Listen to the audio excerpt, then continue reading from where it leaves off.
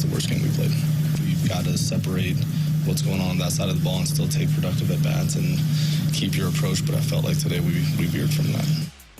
That was Ollie Marmol after the game yesterday alongside Alex and T-Bone. I'm BK. It's BK and Ferrario here on 101 ESPN. Not good. Not good. Can't happen, Alex. You're on the road in Colorado. You score 0 runs. We'll talk about Pallante. Are you talking about the Pirates game? We'll talk about Pallante. I understand he is a story from that game. I'm not surprised that Eric Fetty and Andre Pallante got hit around while you were in Colorado. That's not a surprising fact to me. What does surprise me a bit, and maybe this is on me, not on them, maybe I shouldn't have this high of expectations. 5 hits? 5? In Colorado? That can't happen. I am far more disappointed by this offense than I am anything that took place on this road trip by the pitching staff. I knew in Colorado it was a tall task. I knew against that Arizona lineup, it was a tall task for you to be able to shut them down. Disappointed in Sonny Gray. Otherwise, though, it is what it is, man. This happens sometimes. This lineup has got to be better than this, Alex. In the month of July, your favorite? I was just going to ask, what's my RISPs out there? Yeah, hitting with runners in scoring position has really been the issue. This is a sequencing team. The Cardinals are about sequencing. They don't hit for a whole lot of power. They certainly do not hit a whole lot of home runs. So on the season, your bottom 10 in slugging percentage, this is a team that has to win with average, which means when guys are on, you got to hit them over, you got to get them in. Well, Alex, what have they done this month with runners in scoring position? Your favorite statistic to track? My guess is it's not going to be pretty. Second worst in Major League Baseball. Oh! They are the second worst team in Major League Baseball this month with runners in scoring position. An OPS in those situations of below 600. That's just not going to work, man. Are the Rockies worse? Because that makes this series I can't remember who it is, honestly, who was behind them. I think it might have even been the Padres, but it's... I thought it was Pittsburgh. Man, Pittsburgh. That's right. It's Pittsburgh. Either way. Yeah, it's been really bad for them. Alex, what do you make of the offensive struggles in the month of July, but really in this series in particular? Man, if you would have asked me any other month, I probably would have had a good answer for you. For this one, I have no idea. To me, I don't think you can make any excuses right now for that lack of offense against Colorado. You can't talk about being exhausted into the dog days of the season. You just had 4 days off from the All-Star break. Yeah, I'm sure everybody is banged up right now, but you did just have 4 days off to rest any injuries that you might have. Are you 100%? No, but you had 4 days of R&R to get a little bit better. To come out and lose 2 games and to get shut out by Colorado, I don't know what to make of the offense. Maybe some of this is the fact that the decisions that the Cardinals have made over the last couple of weeks in terms of their pitching decisions kind of sucked the life out of some of their players. But that's more on the players than the decision makers for the Cardinals. Because, man, if you're going to check out when you were in a playoff race because of those decisions, one, I kind of get it. But two, then you got to be a little bit more mentally stronger than that.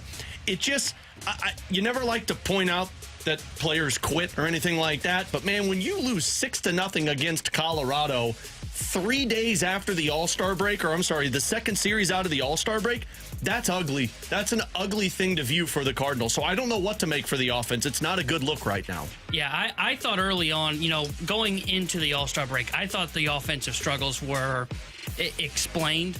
Of, hey, they are beat up. They're dealing with injuries. We've got guys on the aisle. Everybody's got something that's nagging them. And yes, they are missing Nootbaar. They are missing Gorman. For the most part, though, you still got quite a few of your guys in the lineup, right? Donovan is here. Winn is here. You've got Herrera. You've got Arenado. You've got Contreras. It's inexcusable to go in this road trip when your playoff lives are on the line and not just not hit in Colorado. Didn't really do much in Arizona and not look all that competitive in these games. And Ollie Marmol, this is the first time that I can really recall in a while where I've seen him be very critical of the offense. Yep.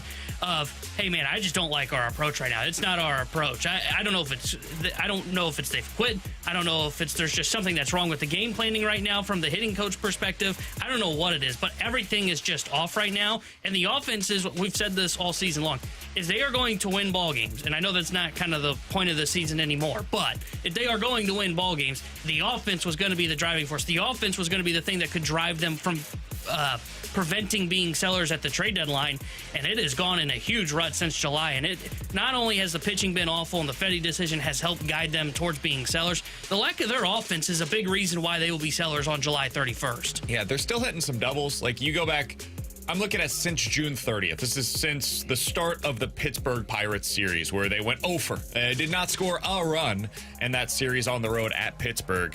They have 37 doubles in this stretch over the course of 18 games. That's tied for 7th in Major League Baseball. That's pretty good. You'd be pretty happy with that, right?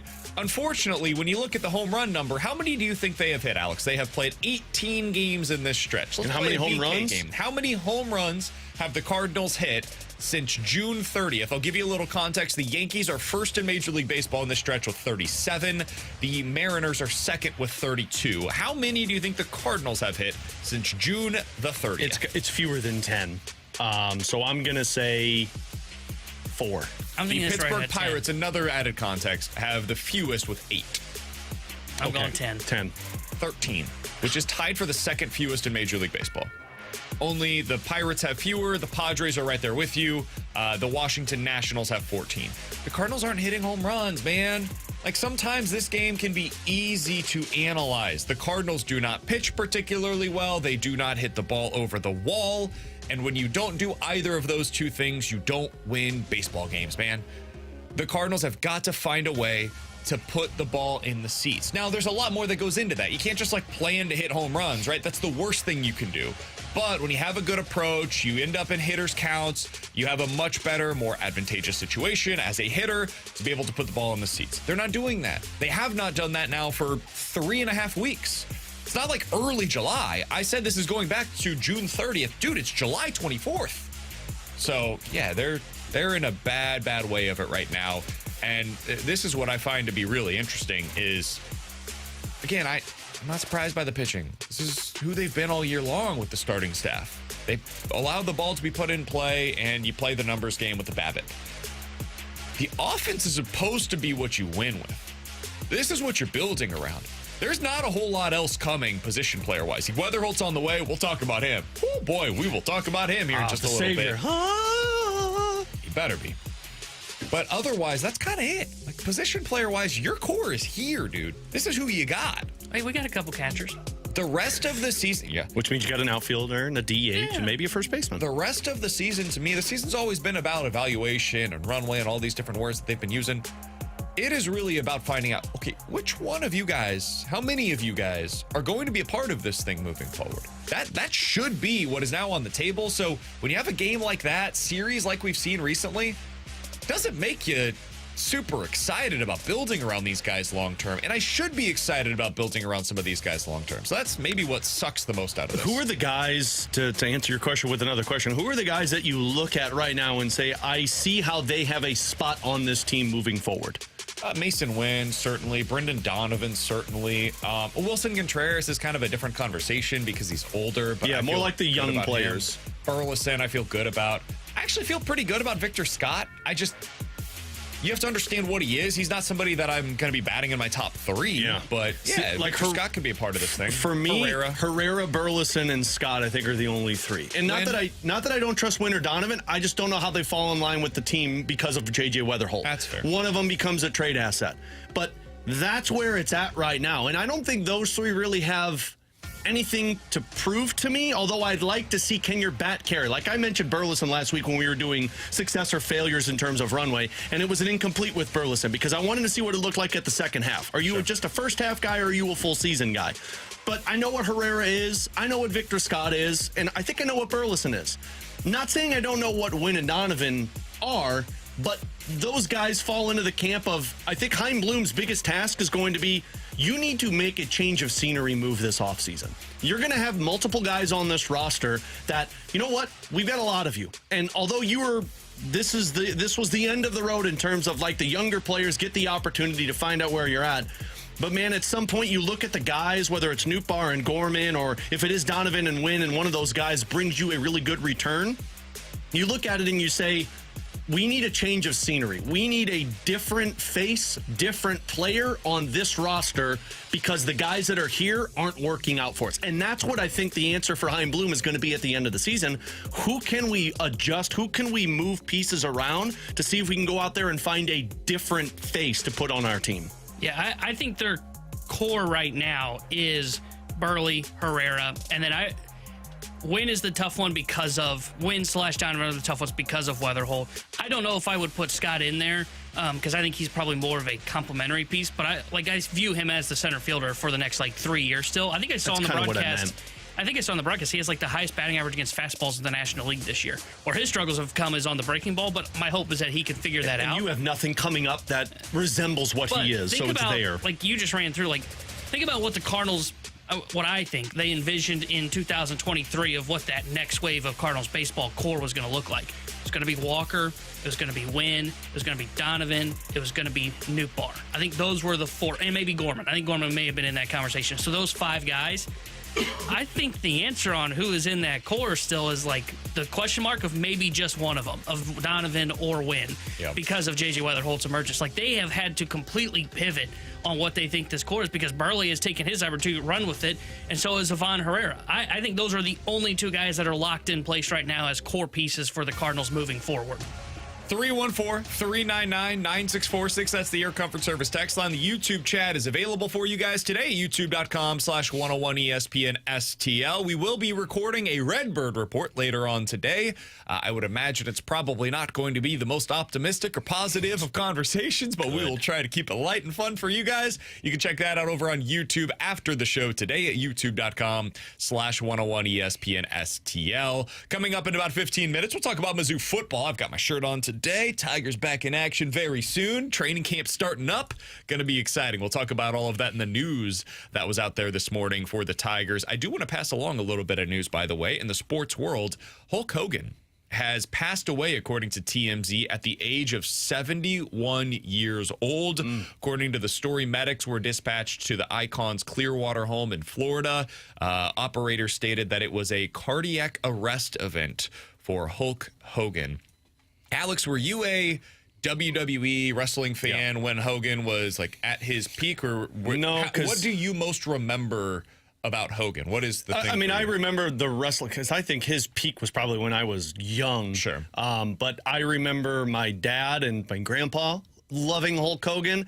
I got into wrestling around the Rock and Steve Austin time, but around that area was when Hulk Hogan came back to the WWE. So my knowledge of him was that second stint around in pro wrestling, and then, of course, also being in the Rocky film. But huge fan of Hulk Hogan. I love that. I know. Rocky. Yeah, Rocky 3, if I'm not mistaken, with the Mr. T one. Hulk Hogan was at the beginning of it, which phenomenal. But anyway, that's my knowledge of Hulk Hogan, kind of that second stint with wrestling. But I loved watching wrestling growing up, and Hulk Hogan is a massive reason why. So I was strangely, I watched him on his TV show, the reality show. That was right as I was kind of in my teenage years. So reality was kind of having a moment at that point in time, VH1, MTV, all that stuff. So I watched his show.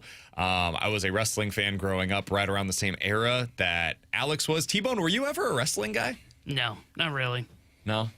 So are you familiar with Hulk Hogan, or do you just know him as a guy that people know? A TV star. I know him as a star when wrestling was in its, I don't know if I'd say prime, but in the 90s, 80s, whenever it was that he was there. I had one little flirt with wrestling for a little bit with John Cena was in his prime. I feel like UFC for your era has kind of replaced what wrestling was for us. Obviously, they're very different sports, but one real, one not. Yes, that's part of it for sure. It's real to me, damn it. Thunder Lips. That's what his name was in Rocky 3. Love it. I didn't even know he was in the Rocky movie. I didn't know until I watched Rocky 3, and I'm like, it's Hulk Hogan. That's when he stepped away from wrestling, from when he was in WWE, and then he went to WCW. He left it because he got into films, and that was the TV. He was on a TV show, which was a complete bust, but then he was in Rocky 3 as Thunder Lips. 314-399-9646 is the Air Comfort Service text line to get involved in the show. They don't have cable and only. That's why T-Bone couldn't watch wrestling. Coming up next, speaking of getting excited about things, JJ Wetherholt is allowing us to do that. We'll talk about the happy side of the Cardinals next year on 101 ESPN.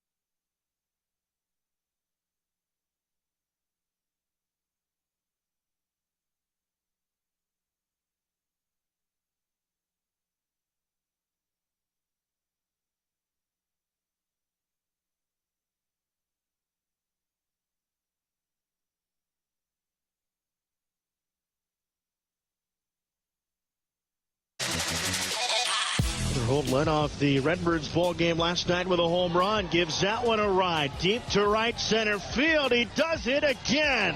Back-to-back nights. JJ Wetherholt leads off the Redbirds first with a homer. Baseball has led off this ball game with a home run and leads off this third inning with a big fly out to right center field. It's toward the bullpen, and he leaves the yard again. Oh my goodness. The first pitch of the third inning is his third home run in 2 ball games. All right, if you had a 966 OPS in AAA, we'd be getting excited about you. When that's your slugging percentage, we're definitely going to be talking about it here on BK and Ferrario. Alongside Alex and T-Bone, I'm BK. That's what it sounded like last night on the Memphis Redbirds broadcast as JJ Wetherholt hit not 1, but 2 home runs for the Memphis Redbirds. Alex, so far down in AAA, in 8 games, Wetherholt is batting .380 with an OPS of 1,400. Now, it is worth noting, and I'm glad Kyle Reese has been doing this over on Twitter, you see some of the at-bats that he's taking and the pitches that he's taking advantage of, they are like the meatiest of meatballs that you could possibly find. And he's doing with them what you would want to see. He's getting into hitters' counts. He's taking advantage of the pitches that are coming his way. That's a really good skill to have. If you can get into hitters' counts and then take advantage of them, hey, man, that's something this Cardinals team ain't doing a whole lot of. So credit where it is due to JJ. However, I do want to see this for longer. I think there are some that are getting out a little over their skis and saying, call him up today. Get him up here. He's clearly ready for the big leagues. No, it's been 8 games. I actually want to see him go through a week of struggling at AAA. And then let's see, like, once he has been kind of, quote-unquote, figured out for a week, he goes up against a team that just has some really good pitching. Like, go up against the Dodgers affiliate or something like that, right? When you see that, I don't think they even play the Dodgers affiliate, but that's neither here nor there. I got what you're going for, though. Yeah. Once you see him struggle for a week and then adapt, that's really when I'll start feeling even better about this. But yeah, man, it's hard for me to tamp down the expectations right now. Like, JJ Wetherholt has been outstanding so far this year, and I do think if he continues along this trajectory, we're probably going to see him as one of the September call-ups, and it's going to be a hell of a lot of fun to watch. Yeah, I mean, it is going to be very fun to watch, and I agree. We're going to see him in September. It's just, let's pump the brakes a little bit. Sure. As exciting as it is with JJ Wetherholt, and I see T-Bone's face. T-Bone's ready to give him a 10-year contract extension. Look at that. Seems low. Look at that look like right 23 now. years old. Probably 20 12. years. So 12-year, get him to 35. That makes a lot of sense. Like, as much as I can't wait to see him, we also don't want to go through what we've been going through where it's like, hey, he's great, put him up to the major leagues right now and then break the player. Like Jack Caglione is one right now with the Kansas City Royals, I think is a perfect reference. He was crushing it in AAA for Kansas City. What was How's that going in the major leagues? He's hitting 148 right now, and he has hit 5 home runs. All but right, he's got success. He's got a 488 OPS. That is all he's doing. Yes. He is exclusively hitting home runs. He has 5 extra bases, really. 5 doubles, 5 homers, 22 hits total in 160 plate appearances. And he struck out 34 times in 40 games. Yeah, it's been really bad for him. So really bad. And that was 12 games in AAA where he was tearing it up and they brought him up. So as much as I love seeing JJ Wetherholt dominate, do it until September. And then in September, if you just continue to dominate AAA pitching, or if you go through that dry spell and then you pull yourself out of it, then we can talk. But I am not at the position now where it's like, bring him up, give him Major League Baseball hitting, because I don't want to break this kid in case they've broken other guys in the past. 314-399-9646 is the Air Comfort Service X line from the 618. But BK, he epitomizes the type of hitter that skips AAA to the big leagues anyways. He's not going to have any major struggles at the AAA level. Stop with the forced cliches of needing to wait. Mid-August is his cutoff for service time. First of all, that's not true. It's about plate appearances. Second of all, he's not the epitome of a guy that skips AAA. There is no epitome of a guy that skips AAA. That should have been Dylan Carlson. And Carlson got up to the big league level, had a little bit of success, and then struggled at the big league level. So, like, we don't know. The honest-to-God answer, it's not a cliche. I'm giving you my honest opinion. The honest-to-God answer is, I don't know what this is going to look like for him at the big league level. I didn't know what it was going to look like for Jack Caglione at the big league level. I thought there would probably be some struggles, and I really did fear they were doing with him what the Cardinals did with Walker, where they got too excited about a prospect that they haven't had in their system in too long, and they rushed him. And I think that's exactly what happened. Don't make the same mistake with JJ Wetherholt that you have made with so many other prospects in your system. in my opinion, we should see JJ go through a very similar process as what Mason Winn did, where Mason Winn comes up at the very end of the season, gets a cup of coffee for a little less than a month, and he's able to adjust. My guess is JJ Wetherholt will have some struggles at the big league level when he gets here. And then if you have it at the end of the season, you're one of the extra men that's called up in the month of September, well, now you have the entire offseason to adjust to that and say, all right, this is what they found out with my swing path. Here's what they saw that I was, susceptible to. This is how I can fix it. And then you go to work in the offseason and you fix it for the following year when hopefully Wetherholt will be here all year long. But yeah, man, I'm as excited about Wetherholt as anybody. I promise you, I'm very excited about this. I just don't want to make this a situation where we do what we did with Walker, where we do what we did with Gorman, or all of these different guys that we rushed to the big league level. Give it some time. Well, and speaking of Walker from the 314, remember when you ding-dongs were super excited about Jordan Walker and getting him to the major league level? Boy, I'm glad to see that the text line's a little spicy today. Also calling us ding-dongs, one of the greatest desserts out there. But anyway, that's true. The reason we not were... true. Oh, gross. Twinkies number 1, ding-dongs number 2. Anyway. All of those are bad. You're insane. Jordan Walker, the reason us ding-dongs were excited was because in that spring training, the camp that he was in, 2023. Could we go with ho-hos instead? No, God, no, ho-hos. Okay. No, are you kidding me? Susie Q's before ho-hos. I disagree. If we're going to argue hostess, I promise you will lose this battle, and I will use tone there. Anyway, 2023, Jordan Walker was really good in spring training. Do you guys remember what JJ Wetherholt was at spring training this year? I did, and I had to look it up. I think I remember. It's good. I think I remember. He was just put into a southern twang. The Roundup's not till 12:30 today. I think I remember. I vaguely remember him being good, but I couldn't now be he totally tries to off. talk intelligently. I vaguely remember. Who was it? Alex? He was hitting 100. Okay. Like he had 6 walks and 5 strikeouts. He had 2 hits and 20 at bats. Yeah, but he hit a home run the opposite way. I remember. Great. But it's not like we're saying that this guy tore it up in spring training and has dominated every level. I think JJ Wetherholt needs to take his time. That's it. That was my country swing. Yeah, we're on the swing. Swang. Our show is struggling Swing today, your boys. partner around and around. Can we hear from Mason Winn? Because this might be part of why he's going to be a September call-up. My knee's jacked up right now. Like my knee's not okay, but we're doing stuff to help me get through it just every day. And some days are for sure worse than others, but I don't really like missing games. So I already missed a lot this year. I'd like to play every single one going forward. Yeah, I got an injection before the break. Going into it, I don't really think it did anything personally. It definitely still hurts, but like I said, I can't afford to sit out. Okay, so Mason Winn since the break, Alex, is on a 6-game hitting streak.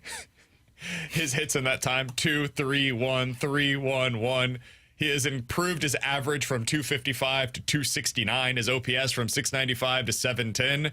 He has an OPS since the break of 920. He's dealing with a serious knee issue, apparently.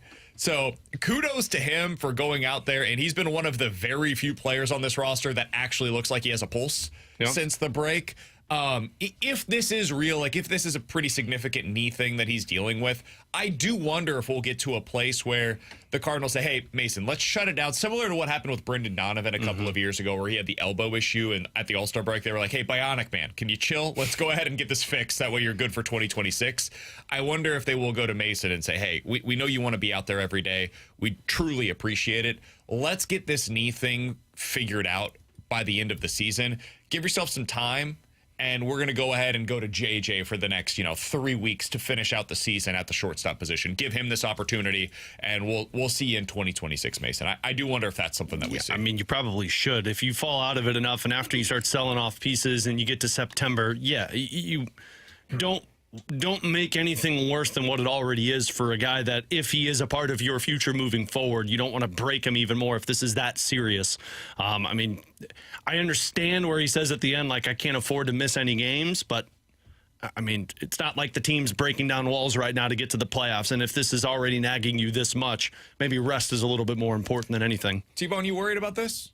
The need for Mason Winn? Well, you came in yesterday and you were like, guys, I'm really worried about him. He's It's not always even his hurt. back, man. His back was last time. Are you worried It's about new. some of the I issues that are think taking you're place? getting over your hurdles here. I don't know that I would put myself at like a 9, 10, 8, 7 on like the panic scale, but I'm like at like a 4 or 5 on it because Just listed 4 numbers. well, I just wanted to make a point that like I'm not like when BK says Tanner's panicked. I'm not like saying, oh my gosh, Mason Winn will never get to his ceiling because of this. But you look at his numbers, and we talk about. We've talked recently in the last couple of days about like Jordan Walker, players at the big leagues that have like that one good year and then they're not back to it.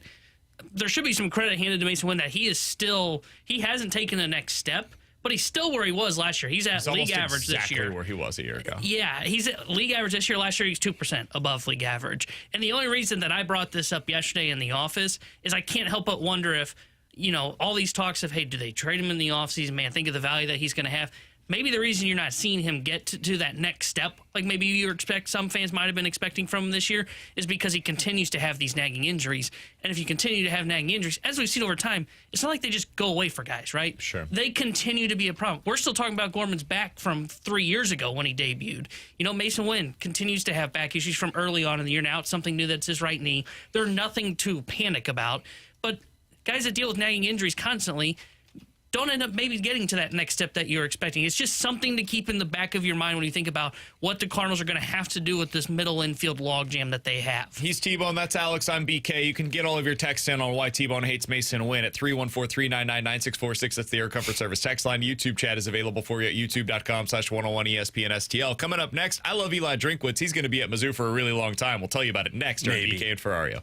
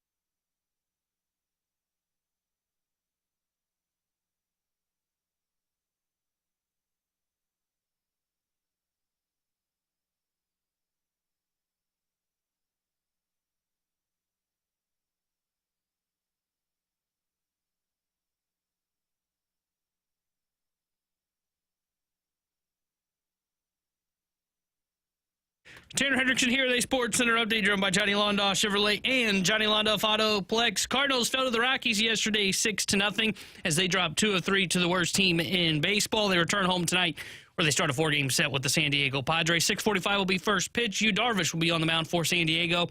Sonny Gray will get the start for St. Louis. The Sports Center update is driven by Johnny Londoff Chevrolet and Johnny Londoff Autoplex. SEMALondoff.com. Chevy, together we drive. Are you kidding me?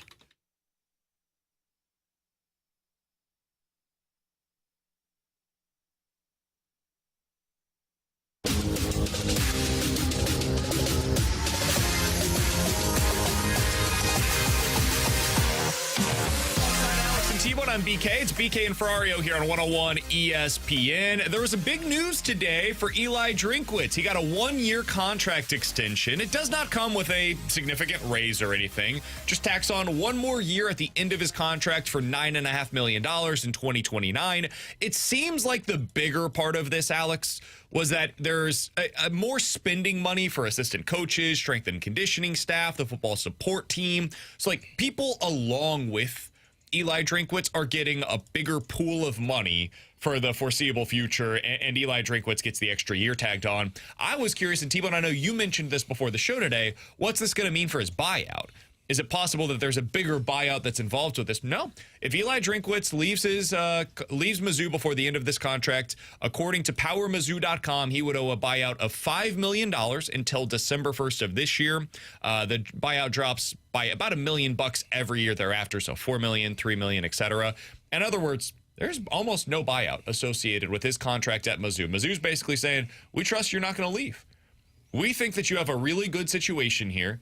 You're making $9.5 million. Where are you going to go that you're going to get a better situation than what you currently have at Mizzou, where, by the way, he has expectations, but it is not championship or bust every year. He's shown an ability to win. Like, I think Drink's got a pretty good gig going right now here at Mizzou. When I first saw this news, Alex, I was giddy. Eli Drinkwitz is a guy that I was very skeptical about early on in his tenure at Mizzou. I didn't really know what to expect. They hired him. It was this flashy hire with the big offense coming from App State and previously at NC State, Boise State, etc. And I was like, all right, let's see what it looks like. Comes in the first couple of years. There's some boneheaded mistakes just coaching-wise, and game day decision-making-wise. It's like, I don't know. But it came along with some really big recruiting wins. It's like, all right, that's enough for you to believe in the future. And then over the past couple of seasons, we've seen what it looks like when he has a team capable talent-wise of winning in the SEC level. And he's a heck of a coach, man. This guy's a really good college football coach. There was an article, we didn't end up talking about it the other day, but it ranked all of the coaches in college football. I don't think he was in their top 25. I think that's crazy. To suggest that Eli Drinkwitz, who is winning right now at a program like Mizzou, who's maybe like program-wise the 10th to 12th best in the SEC, and he's consistently taking them into the top 6 to 8 of the SEC, I think he's not only a top 25 coach in the country, but I would have him probably in my top 20-ish. Kudos to him. Kudos to Mizzou for putting their money where their mouth is and giving him the money that's necessary to sustain this level of winning. Great coach and an even better recruiter. And that's the part for me that it's like, good, you get the contract extension done. Like, it takes those question marks away of, like, will Drinkwitz leave? Now, obviously, anything can happen. But like you said, I mean, you're making significant money. You essentially run the town because of how big you are for the Missouri Tigers. And wasn't he at, like, the Capitol or something like that in terms of the... He's like governor. Yeah, I was going to say, what was it a part of that? He went to, like, the Capitol and was talking about the NIL for athletes? Yeah, he was the one that helped them get that legislation passed, which allowed them to eventually get one of the top recruits in the country, who the next year transferred to Nebraska. But all that work so not for a great nothing? recruiter, I guess I should take that back. But regardless, like, you see what I'm saying? Like, he has power that I don't know if you get when you go to another program. Totally. That's the part where their extension comes in, and it's like, cool, that takes, like, at least some of the question marks away if you were worried that Drinkwitz would leave. And it shows the commitment. But I think the recruiting aspect of it with Drinkwitz is the part that gets you most excited. Knowing how successful he has been, winning in the SEC like you just mentioned, but now you have that for a little bit longer of a time. I think he's known as a recruiter. I actually think he's a culture guy. Like, I think generally speaking, you have college coaches that fit into one of two categories. They're either the recruiter that Alex is talking about, or they're the culture guy. Gary Pinkel was always the culture guy. right? He was never going to recruit at a super high level. He was always bring in your 3 stars, bring in your 2 stars. I will find a way to develop them into future pros. And he did that. And the whole idea was like, we have this family program, blah, blah, blah. It worked. It was the Pinkel way. It wasn't sexy. It wasn't overly exciting for people outside. But when you were a Mizzou fan, you knew I can trust this guy to build a program. I previously viewed Drinkwitz the exact same way that Alex was just talking about. I think what we have seen over the past few years, Drinkwitz is a really good culture guy. He has built something at Mizzou where the guys really trust one another. And man, it's impossible to put like a number on that. And as a numbers guy myself, that's difficult. But he's built a culture where guys don't necessarily want to leave. And he's built a culture where you are able to get some of these big-time transfer portal kids to come in and just to seamlessly fit in to what they're trying to accomplish. Like Zion Young, defensive end, came from Michigan State, right? Apparently, he was a kid that spurned Drinkwitz as a high school recruit and like didn't really tell him where he was going to commit. Mizzou thought he was coming to Mizzou, and then eventually just like, hey, I'm going to Michigan State, actually. Like, oh, okay, cool. Decides to transfer after his head coach is fired. Mizzou was one of the first to talk to him, and he eventually comes here. Now he's an NFL draft prospect at Mizzou because of the development that he's had at the University of Missouri. So I think Drinkwitz has really grown a lot as a CEO-level head coach. You know, as an offensive coordinator that calls the plays for him, which is different than what he's been, or than what he was early in his time at Mizzou. He has a staff that he can trust on both sides of the ball, which is also different than at times it was early in his tenure at Mizzou. He's done a heck of a job. And somebody on the text line said, guys, unless Drinkwitz brings a national title to Columbia, will his tenure ultimately be known as a failure or disappointment? No. Yeah, I don't see that at all. Absolutely not. This is in Georgia. Yeah, like if Eli Drinkwitz can have... Gary Pinkel had what, 4 seasons of double-digit wins? 5 seasons of double-digit wins in his time at Mizzou? If Eli Drinkwitz does this 3 more times, he'll be remembered similarly to what Gary Pinkel was. We all remember the Barry Odom era, right? Like, can't be considered a failure when we went through that for the longest time. No, he's already a huge success for what he's done. The last 2 seasons, we've gone into it saying like, yeah, Mizzou has an outside chance to push for a college playoff spot. He didn't do that the entire Barry Odom era. The goal at Mizzou is every 4 years, give me a team that has a chance to do something special. Mm-hmm. If every 4 years you have the opportunity to do that, you're in a really good spot. That's the goal. Yeah, that's kind of where I was going is, I mean, you look at what Drink had to take over, and it kind of reflected where he was, 5 wins, 6 wins, 6 wins. Then to go from that 6 to 11 and 10, that's to be case point. Missouri, Illinois, some of these other programs that are kind of in that range of outcomes. Iowa, I think, is another one that could be throwing this in the Big Ten. They're going to go through stretches where there are going to probably be 2 years where you look at it and go, man, 6 wins, 7 wins, what's going on here? The hope is that you do get in that 3rd, 4th year every 4 years is a team that's going to be able to maybe not contend for a college. Yeah, I'd say contend for a college football playoff spot. Yeah. And that's what Drinkwitz has been able to do. That's what Brett Bielema now has Illinois to where yesterday we were talking about, hey, it's college football playoff or bust. It's not fair to put college football championship expectations on these kind of programs. They might be able to get there in 1 year, but they're not going to be there consistently because there's just too many other powerhouses across the sport. 314-399-9646 is the Air Comfort Service text line to get involved in the show. Over on the YouTube chat, Eddie Money says, oh, God, BK, his best win was beating Ohio State. I was playing a 4th-string quarterback in a bowl game. Stop it. True. Nearly beat Alabama that one game, remember? And in 2023, choked in the second half. They beat number 15 ranked Kansas State on a walk-off kick. They were unranked at the end of the year. And they beat number 14 Tennessee 36-7 in a game that they absolutely mollywopped them for T-Bone. They finished 17th that year, 9-3 against teams not named Missouri. So, yeah, he's had some pretty good wins. Also, this is the Gary Pinkel thing. Pinkel very rarely beat really, really, really excellent teams. Very rarely. But what he did is he beat up on all of the teams that were below Mizzou standards, and that was good enough for multiple times, 5 times in fact, them to win at least 10 games. Illinois doesn't beat a whole lot of teams that are great. But Brett Bielema does a really good job of beating the teams that are mediocre. If you make a living out of beating the teams that are like around the 20 to 40 range, if you're in a Big Ten or an SEC, dude, you can win 9 games every year. That's it. That's all you have to do is just beat the teams that are solid, your peer programs.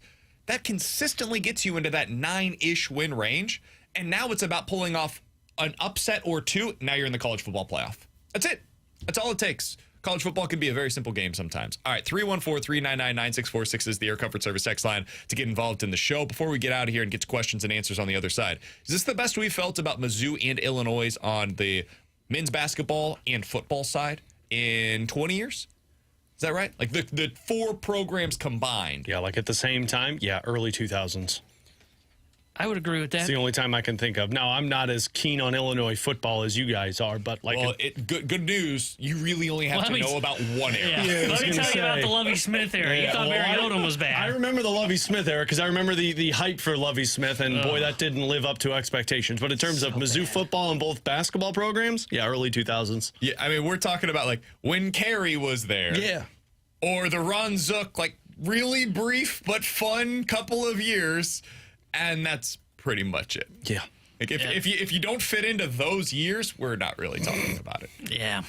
2007 was probably the last time that we felt this good about Mizzou basketball and football and Illinois football and basketball, right? Illinois won 9 games in football that year. The program basketball-wise, I believe, was still at a pretty good level. I'm trying to think who that was. That still Weber there at that point? Yeah. I think it was. Yeah, that was like after the early runs by them. 2007 Illinois basketball, 06-07, you lost in the first round, but went 23-12 that season. It was the beginning of the downcline, or the decline rather. Decline of Bruce Weber. Yeehaw. Bruce Weber was a 12 seed that year in the NCAA tournament. He had a good run. He got him to the national title game, and then he lost. Darren Williams. Fighting a lineup. Darren Williams. Bruce Weber D.D. is Brown. to Illinois what John Mozeliak is to the Cardinals. I'm workshopping. Is that fair? I think Mo's Inherited a really good situation. I think Mo's a little bit more hated than Weber. Yeah, I was going to say, Weber at least has some fans. Yeah, Weber's still pretty fondly remembered, mostly because like I think the hire after him was it was Gross. Yeah, it was Gross. And Gross was gross. Oh, yeah. It was bad. The gross one. Does Weber get credit for that first team? Or do people view it as the Bill Self team? I think he gets credit for that team. Now, because Cardinals fans don't give Mo. Some Cardinals fans don't give Mo credit for that 2011 team. Yeah, so I was curious if it was. The same I think for Weber Illinois still fans. gets because he's pretty well regarded still at Illinois, at least from my understanding. I could be wrong. I mean, every time I think of that team, I think of Bruce Weber. So, yeah, not Darren Williams. D.D. Brown is the first one I think of.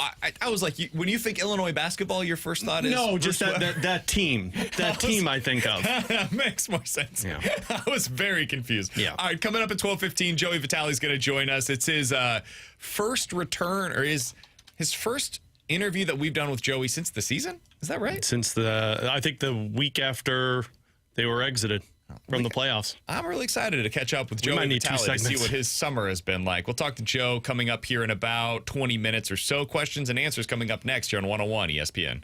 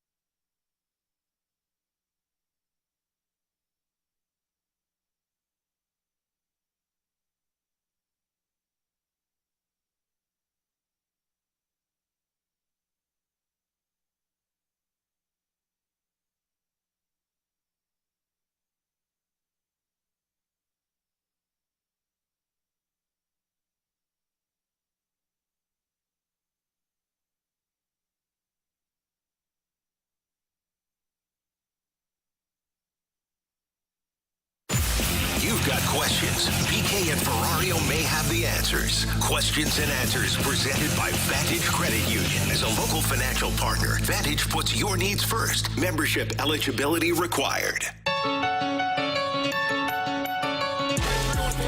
964-6 is the Air Comfort Service text line for questions and answers. If you guys have any questions, go ahead and get them in right now. Or the YouTube chat, youtube.com/101ESPN STL. All right, let's start out with this, guys.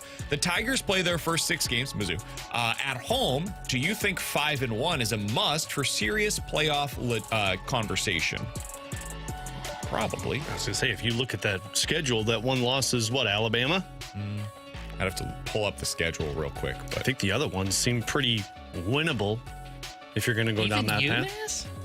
UMass is the tough one. Yeah. Central Arkansas. South Carolina will be tough. KU, I think that game is going to be annoyingly close, but should be a win. Louisiana, South Carolina is a really tough one. Massachusetts. So Massachusetts is a loss. Yeah, so it's Alabama and South Carolina. You probably have to win one of those 2 games, and that gets you into consideration. Yeah. So yeah, 5-1. I would agree with that. Yeah, because that sets you up to at least give yourself another potential mulligan for when you have A&M at home. And then we'll see about Oklahoma. But anytime you go on the road in the SEC, it's tough. So, yeah, I think 5-1, make sure you guarantee yourself at least one more mulligan. Because if you go 3-2 and you lose to South Carolina and Alabama, now you got to go perfect on the road, and you can't have mistakes against A&M or at Oklahoma, which is just a tough thing to do. Guys, if the Blues extend Dylan Holloway, could he out-earn Kyrou and Thomas, in your opinion?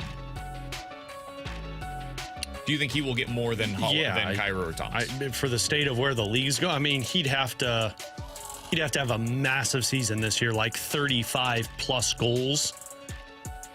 But yeah, I think it's hard to imagine Holloway going under $8 million unless they go a bridge contract.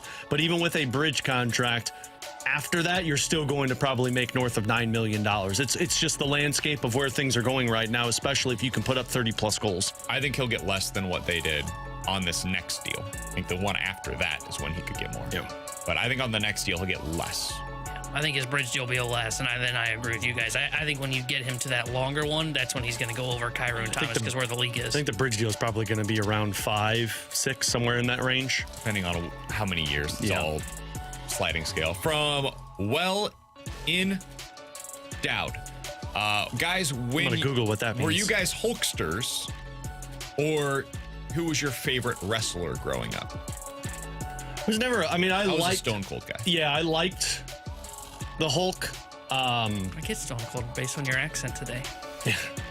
Yeah, Stone Cold was probably one of my favorite. The Rock was up there too. Stone Cold, Rock, Undertaker. Those were the 3 that I was really into. Undertaker. Mm-hmm. Yeah. I like the 90s Undertaker where he was the American badass. That was the Ferrario stage with Undertaker. And then he went back to the Dead Man and I was like, okay. I had a little moment with Triple H. Those were kind of the Stone Cold and Triple H were my. Yeah, I never liked Triple H. T-Bone? I had like a little flirtation with John Cena, and that was about it. Oh, you and Cena flirted, eh? Yeah. Cena's a good actor. I will die on that hill. Oh, yeah, you will. Yeah, you will die on that hill because I don't know about that. I think Cena's a good actor. I think Cena's in movies. Cena's an actor. Yes, Cena's in movies. I think The Rock is a good actor. I would say Rock. I would say same thing with The Rock. Cena's The Rock's probably in like movies. Stone Cold when he acted in a couple of films. It's like, okay, thanks. I think Cena's funny. Coming up next, what do you make of this quote from John Mozeliak, and should it be something that ultimately dictates their deadline decisions? We'll talk about that next here on BK and Ferrario.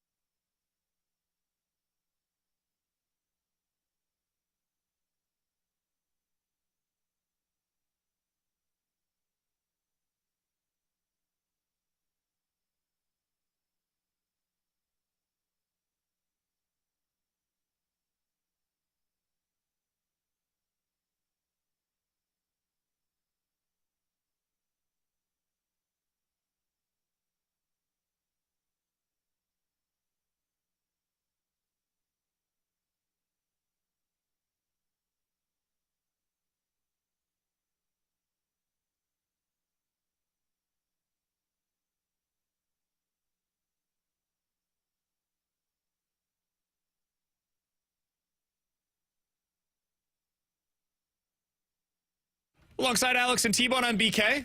It's BK and Ferrario here on 101 ESPN. So T-Bone saw a quote from John Mozeliak. Jeff Jones tweeted this out. It was part of his media extravaganza earlier this week in Colorado when he declared the Cardinals as a seller. It went a little under the radar, and I'm glad Jeff Jones tweeted about this and wrote about it over in the Belleville News-Democrat.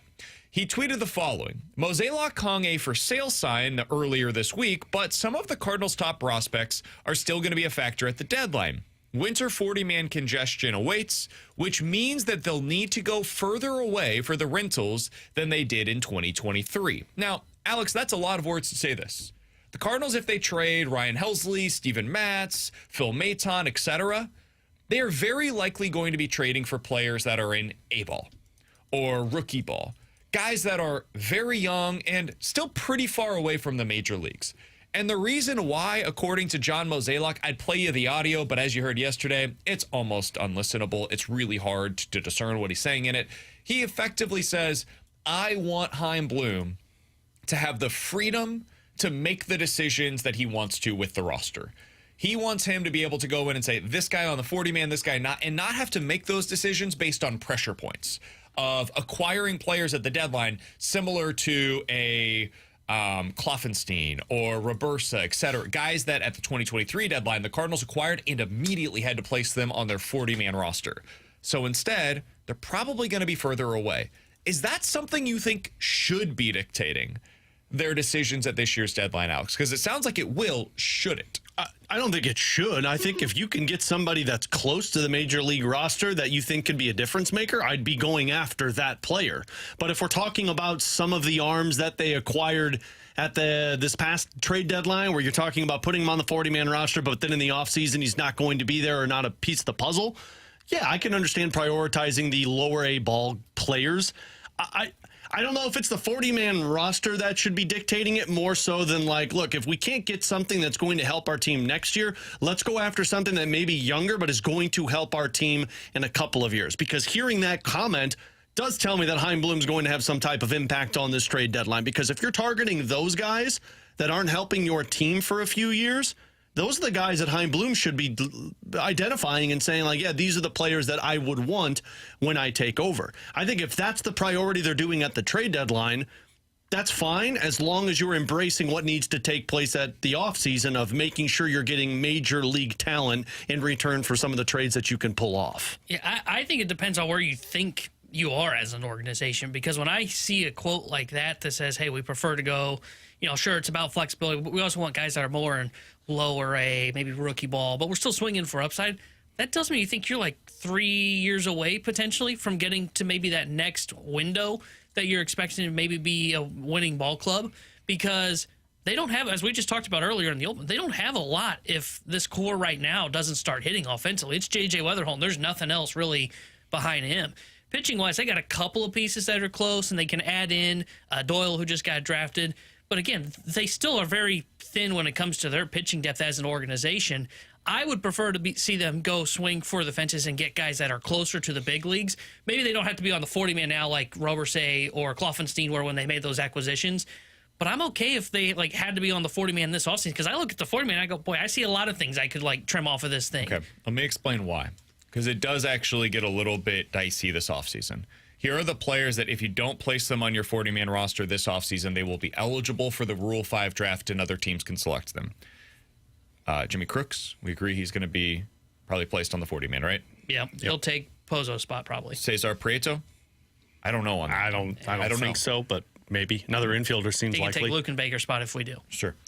Nathan Church. He's a guy that's having a really good season this year. Take Garrett Hampson's spot. I don't know if he's going to be a part of their plans moving forward, but he's somebody you have to consider. Max Rajic, they seem to be high on him. He's a pitcher down at the lower level. Leo Bernal, a catching prospect. I think they're probably going to place him on the 40-man. Joshua Baez is going to have to be placed on the 40-man. He's having a pretty decent season, still young. Cooper Jerpy, that's going to be a really interesting decision for them. He's been hurt all year. I don't think you want to lose him for nothing, but it'll be interesting. And then Bryson Mott is a guy that's having a good year for them down at AAA, or at AA, rather. They'll put him on for sure. I just mentioned 8 names. I don't know if all of them are going to be placed on the 40-man or not. My bet would be not all of them. There will be some Maybe one, maybe multiple, but there will be some of those guys that are not. So let's call it 5 or 6. That's a lot of names to be adding to your 40-man roster in one offseason. I typically think they make way more of this than needs to be made. That could impact what you do at the deadline. I can understand how you'd be like, hey, we need to get guys that are further away because there are going to be some big decisions that are made this offseason. And this is another reason, by the way, they are going to be forced to make choices on their 26-man roster this offseason. They should be. You look at Gorman and Walker and Newt and Donovan, all these guys that they're trying to find the runway for. Hell, JC, throw him into the mix. It gets clogged up real quick if you don't start filtering through some of these guys. So whether it's these players that I just mentioned getting traded or being added to the 40-man or whatever, they've got a lot of decisions to make there. They also have those decisions to make on their 26-man roster. You don't then want to bring in more players that are added into the mix. I think you could probably do it on the pitching side. Position player-wise, I don't think you're in a spot right now where you can add many of those guys to the mix. If it's somebody of really high-level quality, sure. You bump somebody else off the 40-man, whatever. It's worth it.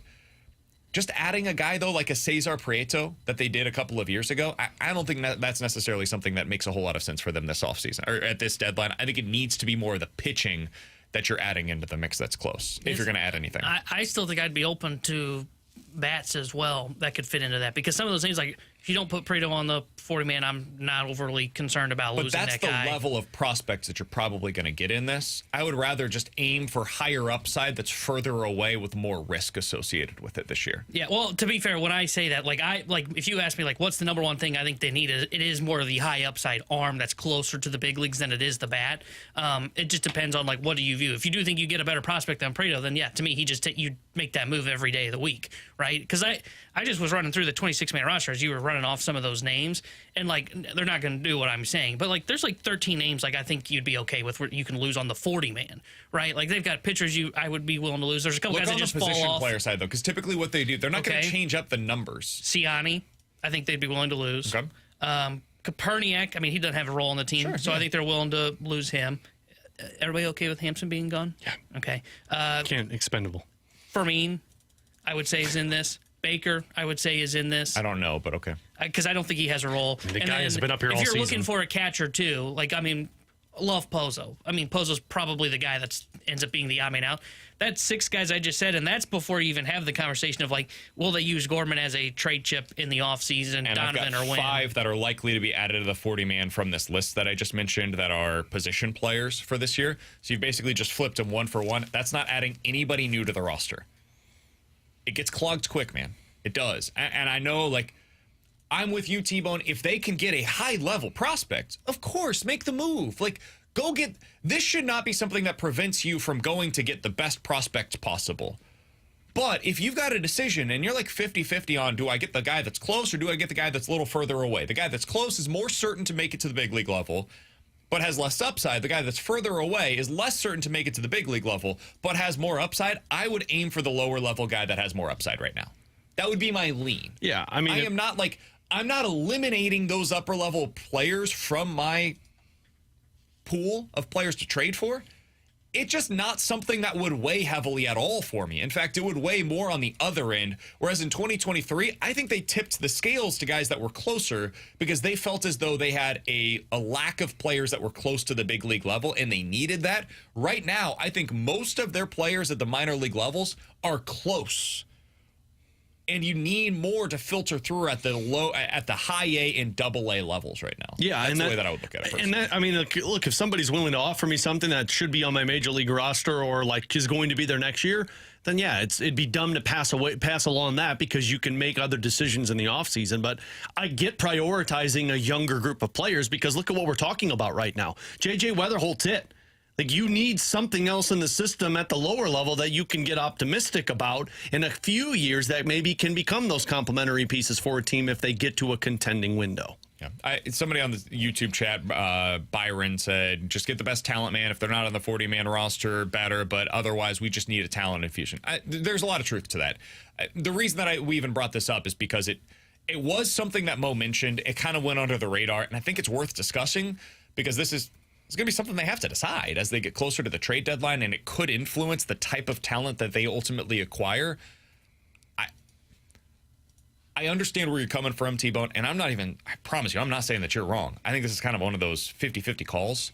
I'm really curious to see how it influences some of their decisions, because it seems clear where they're leaning. Now it becomes ultimately this all depends on how Bloom views those guys that you just said, too, right? Sure. This is a Bloom thing, not a Mo thing. Maybe Bloom says, I want my guys. Well, Mo coming out and saying this publicly seems to indicate that he's probably talked to Bloom and he wants the flexibility. Yeah. So we'll see whether that ends up going. All right, Joey Vitale, Blues analyst for FanDuel Sports Midwest and 101 ESPN. He's going to be on both broadcasts this year. He joins us next year on 101 ESPN.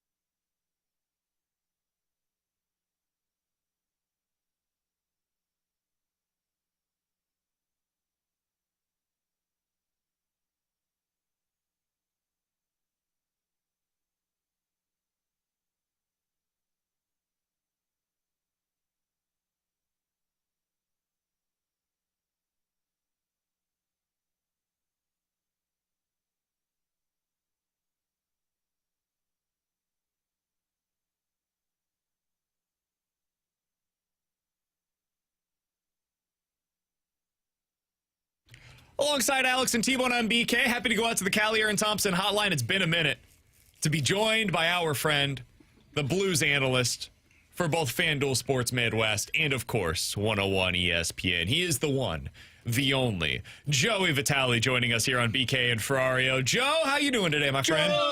Joey!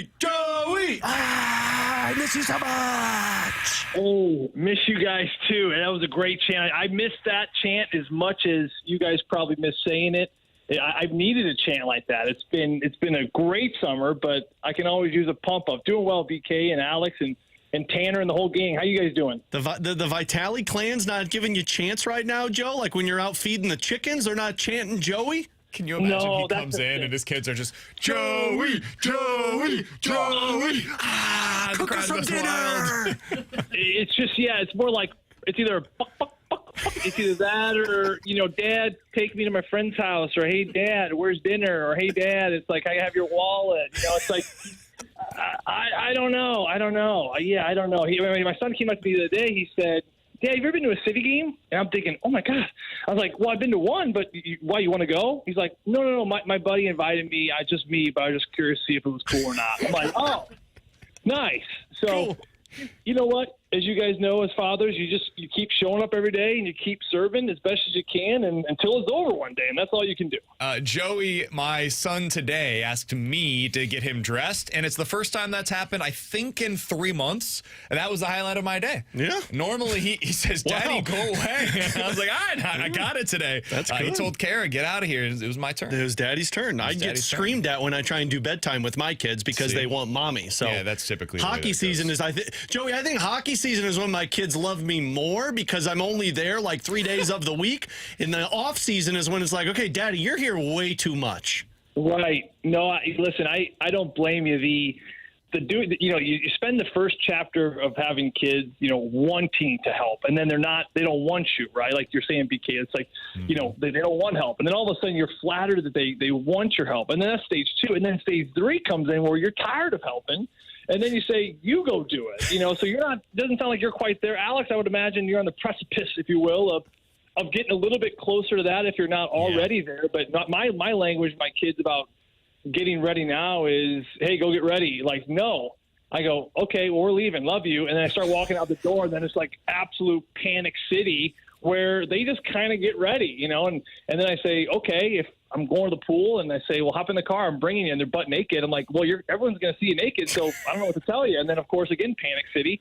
It's interesting. Kids are fun because they just don't put on their shoes when you say put on your shoes. Can you imagine an adult not putting their shoes on when it's time to go? I mean, it kind of blows my mind. Imagine you're trying to get together with a group of friends and, hey, can we go? No, Brian won't put his freaking shoes on. Like, what? Brian, for God's sake, put your shoes on, man. We got to go. No, here's the part that blows my mind. Imagine being an adult where it's like, say you have to go to the bathroom, and you look at him and you're like, well, just go to the bathroom. It's like, well, no, I don't want to. And then just go in your pants. Or they're mad because they're tired and they're like, I'm going to continue screaming to avoid going to sleep. Or gets mad when you tell them to wipe after they go to the bathroom. Like, I don't want to wipe. Yeah, their diaper is hurting them because there's poop in it. And if we just change this thing, man, everything's going to be better, but they don't want you to change it. Well, that's because you didn't wipe. My rational brain doesn't work with a 2-year-old. It's not great, man. It is absolutely crazy how we can go from the biggest hero to the ultimate failure, and it really comes down to they've got the wrong sippy color. That's the extent of where we're at. I swear to God, I'm not making this up. 4 weeks ago, I'm in the bathroom outside of our kitchen, and I just see something in the trash can that should not be in the trash can. That deserves to be in the toilet. And I swear, I came out and I said, kids, all right, we're going to have to do this again. All right, Chef, Birdie, when we blow our nose, where do we put the tissue? And they're like, the trash can. I go, that's right. I go, when we go number 2 and we wipe ourselves, where do we put that tissue? They go, the trash can. I go, no, you do not put that in the trash can. That goes in the toilet. And they kind of looked at me like I was half crazy. And, listen, guys, these are the good old days, as they say. We're living in them right now. Yeah. When we went to Peru, I went on a mission trip down to Peru, and it was the opposite, Joe. You actually did put the toilet paper into the trash because the sewage system that's interesting doesn't work for the toilet paper. So don't take them there, otherwise they might get a little confused. My 4-year-old doesn't put it in the toilet or the trash. He just lets it sit there. Oh, that's another choice. Yeah. That's certainly an option. You find one, and it's like, what happened, Adelaide? Did you go to the bathroom? It's like, yeah, Daddy, I did. I go, did you decide to flush it? No. Oh, okay. Well, good. Alex, that can get me on a whole different tangent where my boys especially, like I guess they must feel like, they got this prized possession whenever they drop a deuce and they just leave it hang in the toilet there. And I go, guys, I don't know what I'm more disappointed in. The fact that you don't flush it or the fact that there's no toilet paper in that toilet. Yes. I don't know which one is worse. All right, Joe, I can do this for another couple of hours. No hockey. Let's just keep going this parenting stuff. I'm not getting to hockey just yet. Have you done anything else this summer? Like, what's the vacation planning been like? What has the summer of Vitale included? You know, it's been actually probably our favorite, most treasured summer in all seriousness of all the summers. You know, I think the couple things, our youngest is about to turn 4, so we're kind of, my oldest is 14, so we got 5 kids kind of in this wonderful sweet spot. Any parents that have older kids will tell you, you know, before they drive, but out of diapers, there's kind of a sweet spot, and BK and Alex, you certainly are on your way there, but I'm starting to really see that. I'm starting to see that we have all 5 kids out of diapers, but we don't have a driver necessarily yet where you're kind of worried and panicked half the time. And certainly no one's off out of college yet. So we're kind of in this cool little zone where we've been doing a ton of family stuff together. You know, we've kind of, my wife and I definitely, whether we intentionally or unintentionally, however you want to say it, we've definitely kind of pivoted away from a lot of sports in the summer. We were very sports heavy with volleyball, and then there was nationals, and then all kinds of camps. We just kind of took a step back this summer. We just thought, you know what, let's just focus on quality family time. We've gone camping multiple times out in Steelville. We went trout fishing. We're going on a float trip coming up here on Saturday here in a couple days. So just a lot of just quality family time and a lot of slowing down. On top of that, just we got a bunch of chickens. I'm sure you guys heard that. My wife started with 6. All of a sudden we got 30. We had to subtract a couple because we got a big old chicken hawk in our front yard just roaming. So we lost a couple the other day. We lost a couple Polish hens the other day to this big hawk. So I've been looking up how to kill a hawk for a while. Though I'm not supposed to say that because I think they may be endangered. So don't hold me to that. Keep on going, Joe. Yeah, anyway, so that's kind of me. I'm just rambling. But, yeah, a lot of chickens, a lot of family time. Certainly some Blues news here and there with different players. It's been an adjustment with certainly Chris Gerber and I now hopping on the simulcast, which was certainly occupied a little bit of my time here over the last few weeks, and just transitioning from, like I said, a lot of transition this summer.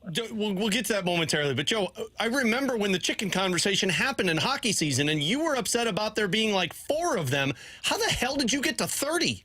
Yeah, it's chicken math, Alex. You look it up. It's a real thing. My wife's entered into henopause, which is not necessarily menopause, which happens more in the late 40s, 50s. But this is a kind of a midlife, apparently, crisis where you want to get chickens. And she started with 6, and I don't have a tattoo. Apparently, tattoos are addicting. But they say it's like getting a tattoo. Once you have one, you just want more and more and more. And it's interesting because you get a new one, and you see the way they interact with the new one, and then the big ones take, of course, the little ones under their wing, and they have like their own personalities. The kids have named them, so they've really been a huge part of our family. I was hesitant at first. I thought, let's get a few, let's have some eggs, this will be fun. But then they went completely rogue on me and absolutely just started like buying every type of chicken across the board. We got Silkies, we got Polish, we got Easter eggers, we got about 7 or 8 different breeds. And they all interact with each other. And I'm telling you, it is crazy. But, our evenings used to be spent, watching a show together or doing something inside. And now the kids call them chicken parties, where they just go outside and they bring all kinds of snacks and scraps from the kitchen. And they just feed them and run around and they kind of do the old Rocky thing and chase them and try to hunt one down and grab them. And they're a lot of fun. I mean, aside from having, chicken feathers all over the place in our house, and we're trying to keep them out of the house as much as possible. But my son, Bodie, he's a big chicken lover, and he typically just sits one down at dinner time, and we have dinner with a chicken. So, yeah, I've lost all control in my house. Okay.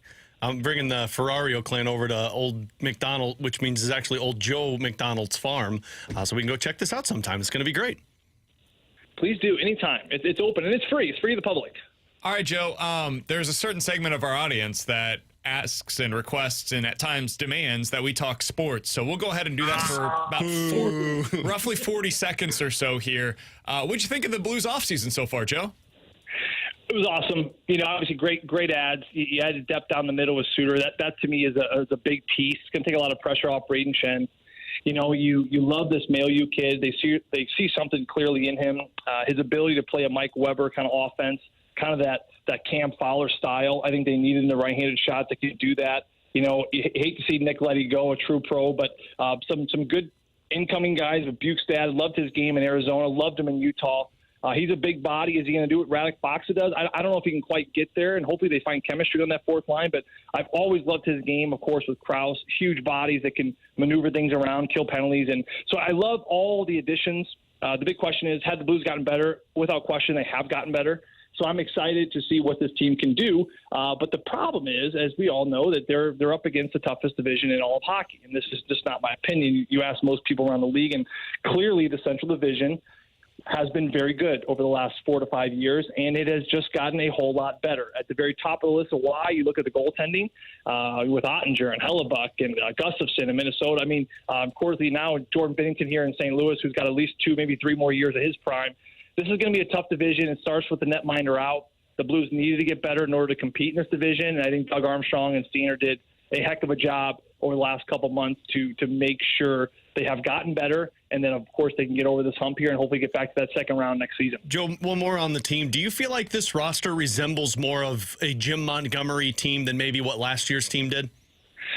You know, I think there's a lot of similarities to it. I'm not going to sit here and say there's been a full page turner with the different identity of what this group is going to be. I mean, again, you look at Bukestad, I think he replaces Foxa perfectly. You hate to see Foxa go, but Bukestad is going to come in and be a perfect suit there. I think that the biggest one is, to me, the male you on the defense. You know, Jim Montgomery, to your point, Alex, if I could give it a nod one way or another, I would say this is closer to Jim Montgomery than further away. Not by much, but a little bit. And Mailloux is a defenseman, like I've heard from many people, that can get up in the rush and then loves to play in the offensive zone. But not only that, when he's on the offensive blue line, he's going to cater to what Jim wants to do. You watched the Blues last season when they really started to catch fire when they got Cam Fowler. You know, the offensive blue line defenseman, you know, the way they pinched in, the way they put pressure down the wall, the way they kind of found spots to the middle to open things up, the way they played below the goal lines. I mean, there was sometimes last year at the end of the year where you had 2 forwards back on the point and you have 2 defensemen below the goal line.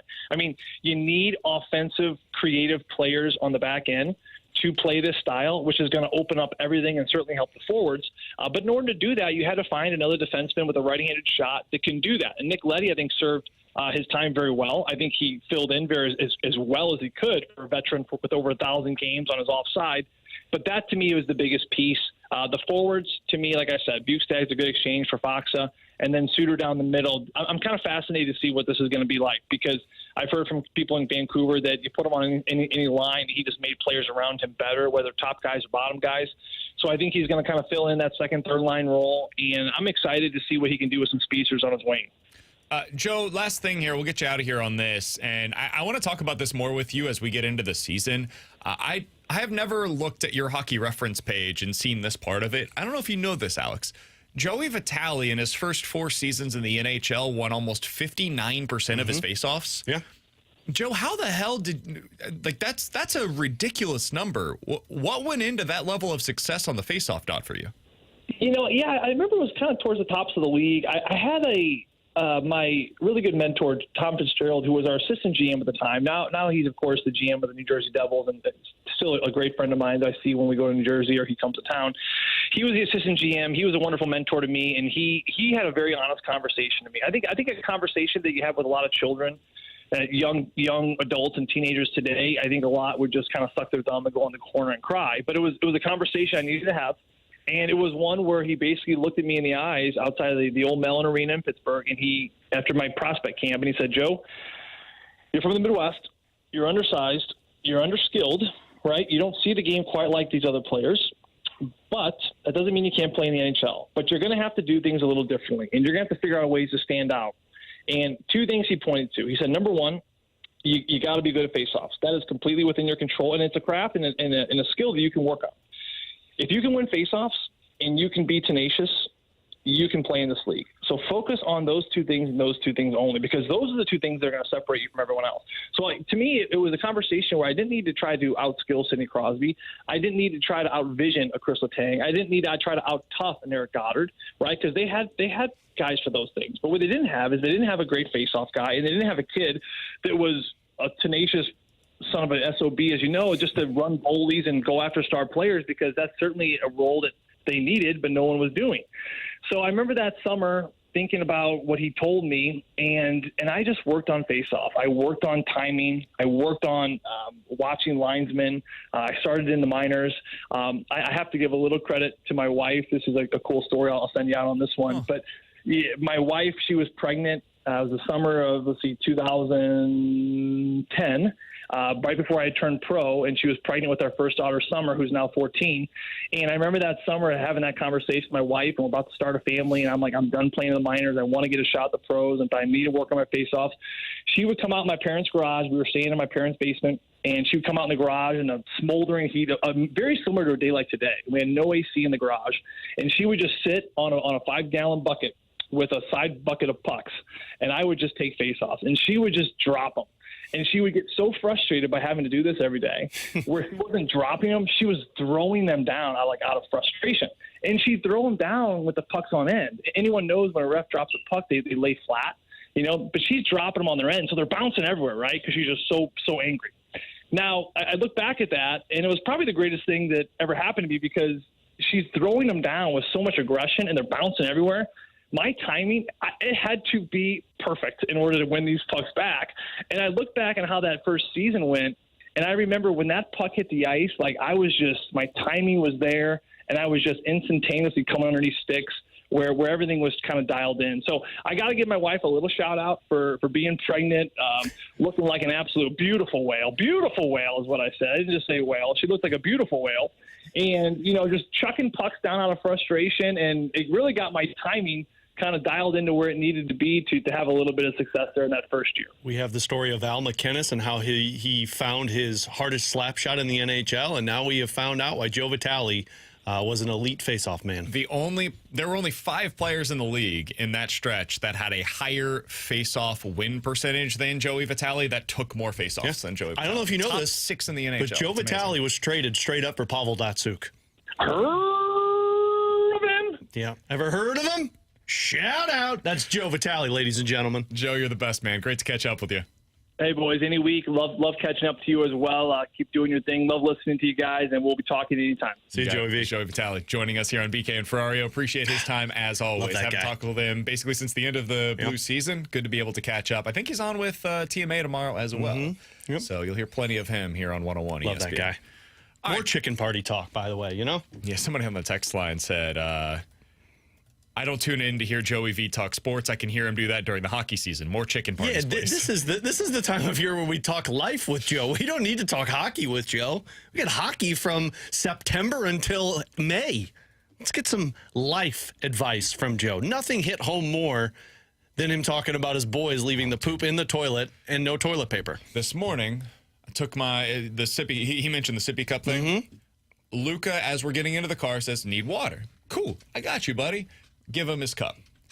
Not that cup. Bluey cup. Yeah. All right. Well, that's in the house. I'm right here. You're in your car seat, strapped in, ready to go. We're getting ready to go to daycare. I'll call for your mom, screaming up to the doorstep. Nice. Kara, can you get his Bluey cup, please? So our neighbors at 8:30 a.m. That's all right. Had to hear about Bluey. Dinner for me, the 4 and the 3-year-old, almost 3-year-old, will not eat dinner unless the plate matches their fork in terms of the color. Good. And you know how tough that is when some of them's in the dishwasher, some of them's dirty. If yellow doesn't match yellow, I'm not eating it. We do. He likes the yogurt. He's a big yogurt drinker right now, but we do the bottles, right? Because if you do the actual thing where you got to get the spoon and everything, it's a mess. It's just a disaster. But he has a specific straw that he needs for this. It's his Mickey Mouse straw. And if you get the wrong straw, or if you try to put it in and don't allow him the opportunity to put the straw in, all hell breaks loose. Somebody said this was the first episode of the Dadcast. I would say if we wanted to ever do the Dad Pod, because it's not Dadcast, it's called the Dad Pod, and the picture image is going to be a dad bod, but on his stomach it's going to say pod. The stomach will be the O of the pod. Anyway, I've thought about this. Joey is the perfect person to have on this 100%. Podcast with us. Yeah, we've got a rotating cast of characters. We could have Stalter on. We could have Jamie on. Carrie? He's got 100 of them at home. Carrie could come on. T-Bone could come on to talk about being a child. No. Well, that's true. What it's like to be on the other side. Perspective, yeah, I prefer the 4-year-old's perspective on that one. Vika, get the cup right. Like, what the hell? I know. It was a bad seriously. job. MLB Deadline Roundup is next here on 101 ESPN.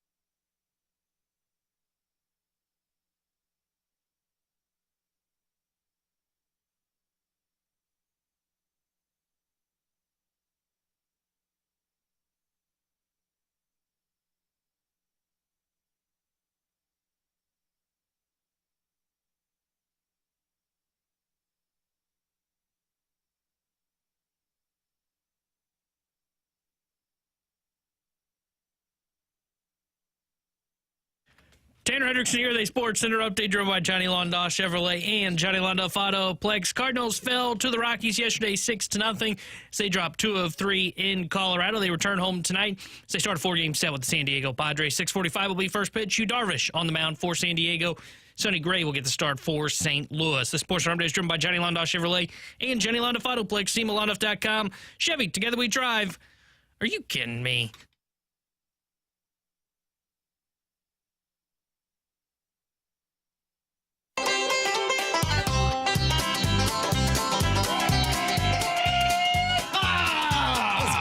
That was good. I got really good. I got deep on that one. It's time for your Major League Baseball trade deadline roundup here on BK and Ferrario. Sorry, buddy. I'm still struggling. I'm working through it, though. I think we're getting to the back 9 of this cold. So fingers crossed that we're better as we go along here this back week. 9. Yeah. Here we go. All right. We're going to go through this kind of quick hitter style because we went, 60 minutes with Joey Vitale in the last segment. There's a lot of stuff out there today. Alex, let's start out with this. Could O'Neal Cruz become the star that gets dealt at this year's trade deadline? Probably not.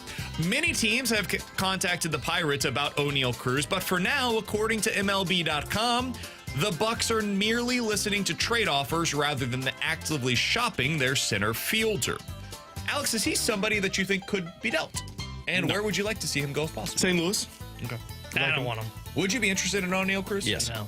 Yeah, I'll take a 26-year-old who's already stolen 33 bases and has pop. I'll take that. He's a league average hitter. Fine. Do you care about that? No. He's a bad defender. Do you care about that? No. Okay. Cool. He is a league average hitter that just does really cool things. Yeah, I'll take it. I'm take out. You've got a bunch Better of league than what average we've guys. got. I don't know about Who that. on this team does really cool things other than Victor Scott and Mason Winn? Mason Winn throws. I said other than Victor Scott and Mason Winn. Honestly, he has a lot of. He is basically Mason Winn if Mason Winn struck out all the time and stole a ton of bases. Yeah, but And hit the ball far. when O'Neal Cruz connects, he can do damage. Yeah, I mean, he could be a 35 home run hitter. Yeah, so I'll take that. But he's not going to get dealt. If I'm Pittsburgh, why? Yeah. I don't think it makes and your a lot of offense, sense. your biggest problem. Yeah, I mean, I know I'm going to sell all my pieces when they get paid, but I still got some time with this guy. You guys ready to hear the latest update on Taj Bradley? The Rays starting pitcher Taj Bradley has been optioned down to AAA Durham. Why? Because, woo boy, has it been a rough month for him. About a month ago against the Baltimore Orioles, you may have heard they're not very good this year, went 1 1/3 inning, gave up 6 hits, 6 earned runs, including a walk and 2 homers. We call that the Eric Fetty. Then yesterday, went up against the Chicago White Sox, went 1 2/3 innings, gave up 4 hits, 3 walks, 4 earned runs, did not get into the 3rd inning. Now that's the Fetty. That's the Fetty. Man, He 2 has Fetties. since been sent down to AAA. They said he's got to work on his changeup right now. He's more of a 2-pitch pitcher. Is he still somebody that you would have interest in coming up on July 31st? Absolutely. And this is the one that when you brought him up in the office, I'm like, cool, go find a way to get this one done. And I understand he's been awful. I'll take the shot at a 24-year-old to see if I can fix whatever issues he's got. Sometimes that's how this goes. The Cardinals are in a position now to where go see if you could find a project. Because maybe a project could turn into something that's got high upside. So, yeah, 100% in on Taj Bradley. I get caught 50-50 on Bradley because I see the upside, and I trust Dusty Blake that if he could find a way you get him in here, that Dusty would be able to work with him, fix the changeup that you mentioned.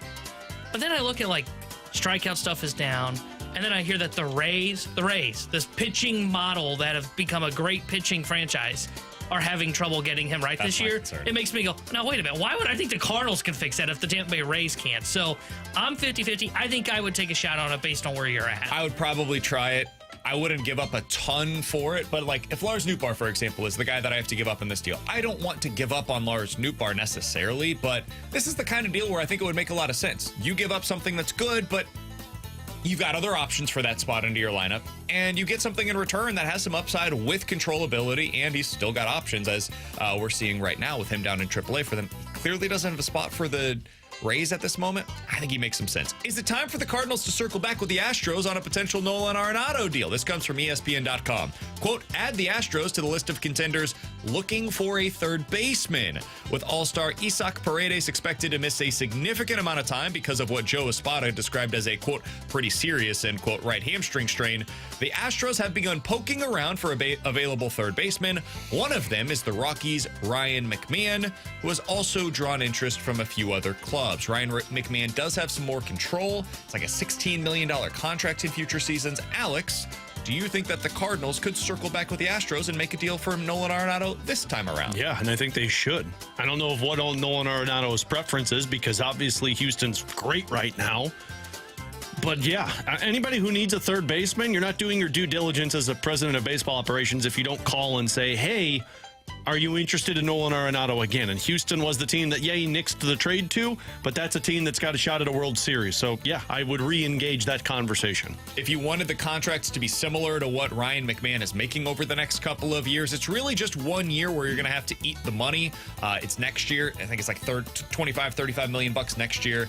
And then the following season, it's down to the 15. So it's not all that different money-wise. It really just comes down to which player do they prefer? Which player do the Astros think is better? I also think it would take less prospect capital to get Nolan Arenado than it would for Ryan McMahon.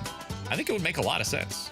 Yeah, I'll be curious to see what they do. I think it makes sense. It just comes down to, are the Cardinals willing to eat that money to get there? And that is the first big question is Arenado willing to waive the no trade clause? Right next to that question is, how much are the Cardinals willing to eat? Because if they're willing to eat a significant portion of the salary, they could probably get a deal done. That is going to be the biggest holdup in any negotiation. I think he's a better player than Ryan McMahon. I agree. Offensively, they're similar at this point in their careers, and Nolan Arenado's the better defender. So I think I would rather have Arenado if I'm the Astros, honestly. No, that sounds kind of crazy, but age is a huge difference. That might be part of this that plays into it for them. They may think, hey, it's getting worse from here for Arenado. But if they don't, I think Arenado's a better player. I would rather have him. I would prioritize elite defense over a bat if you're Houston right now. I think they've got the bats. I'd like elite defense to make sure. And the bats aren't all that dissimilar. Yeah. And I think defensively, that's what's going to win you a game in the playoffs here or there, and Arenado could do that. I think I'd lean towards McMahon because of the age. I think that'd be my driving force. Ryan McMahon, out of curiosity, home versus road. Yeah, on the road this year, 589 OPS. At home, 855 OPS.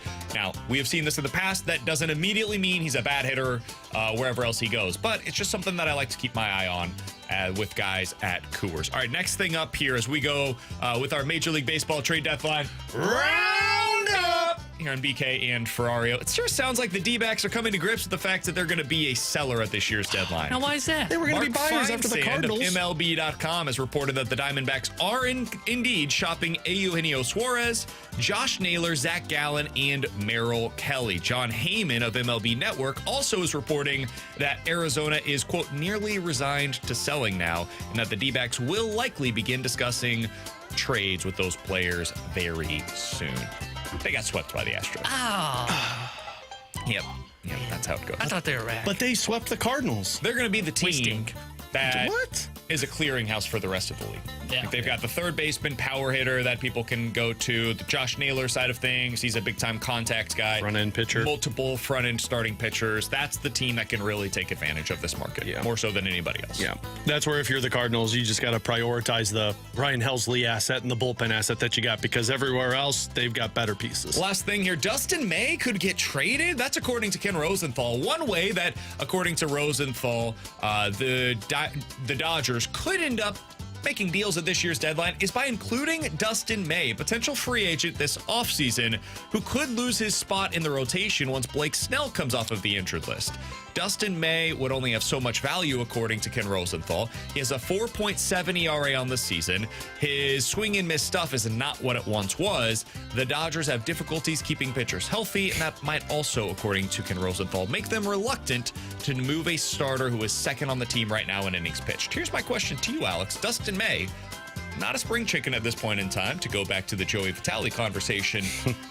He is, however, somebody that still has some serious upside if you believe in the arm talent. He's had a ton of injuries in his career, and he's going to be a free agent at the end of the season.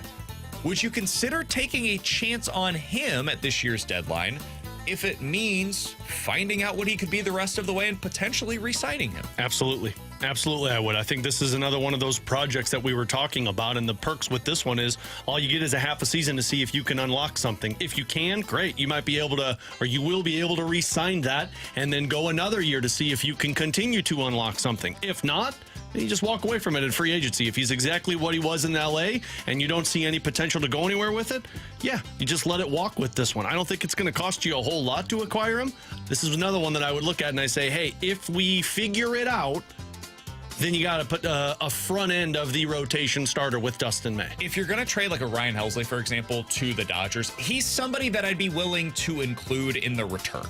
He is not the guy that I am trying to acquire. Yeah. Does that make sense? Yeah. Like, I am getting a big prospect from you, and also to maybe lighten the load a little bit instead of getting your best prospect. I'll take on Dustin May, see what that looks like in my rotation for the remainder of the season, and maybe if he's somebody that I like, I can keep him here for 2026 and potentially beyond as well. That's the way that I would approach it. I'm not targeting him necessarily, but I'd be cool with getting him back in some kind of a package. Yeah, I would probably target more the higher prospect than including him in a package, because I'll just go try and sign him in free agency, because he's not going to be super expensive because he's been having a good year. I do like Dustin May. Like, every time I watch him pitch, I go, wow, this stuff is great. And then I look at, how the hell did you give up 5 runs? Yeah, and like, weird. you look at his Baseball Savant page, his similarities based on movement, It's velocity. ridiculous. It is Zach Wheeler, Tanner Houck, Brian Bayo, Sandy Alcantara. Oh, yeah, I'll bring that guy in and work with him. Yeah, he's the kind of pitcher that I would like to bet on. Yeah. I'm really curious if he could flip like from a sinker sweeper guy to a 4-seam sweeper, because the 4-seam's been really good for him. The sinker's been really terrible for him this season. I wonder if there's some usage that could be tinkered with in the future for Dustin May. That's something that it's a low-hanging fruit that I wonder if Dusty Blake could get in there and tinker with the knobs a little bit. Coming up next, we're going to dive into the junk drawer here on 101 ESPN.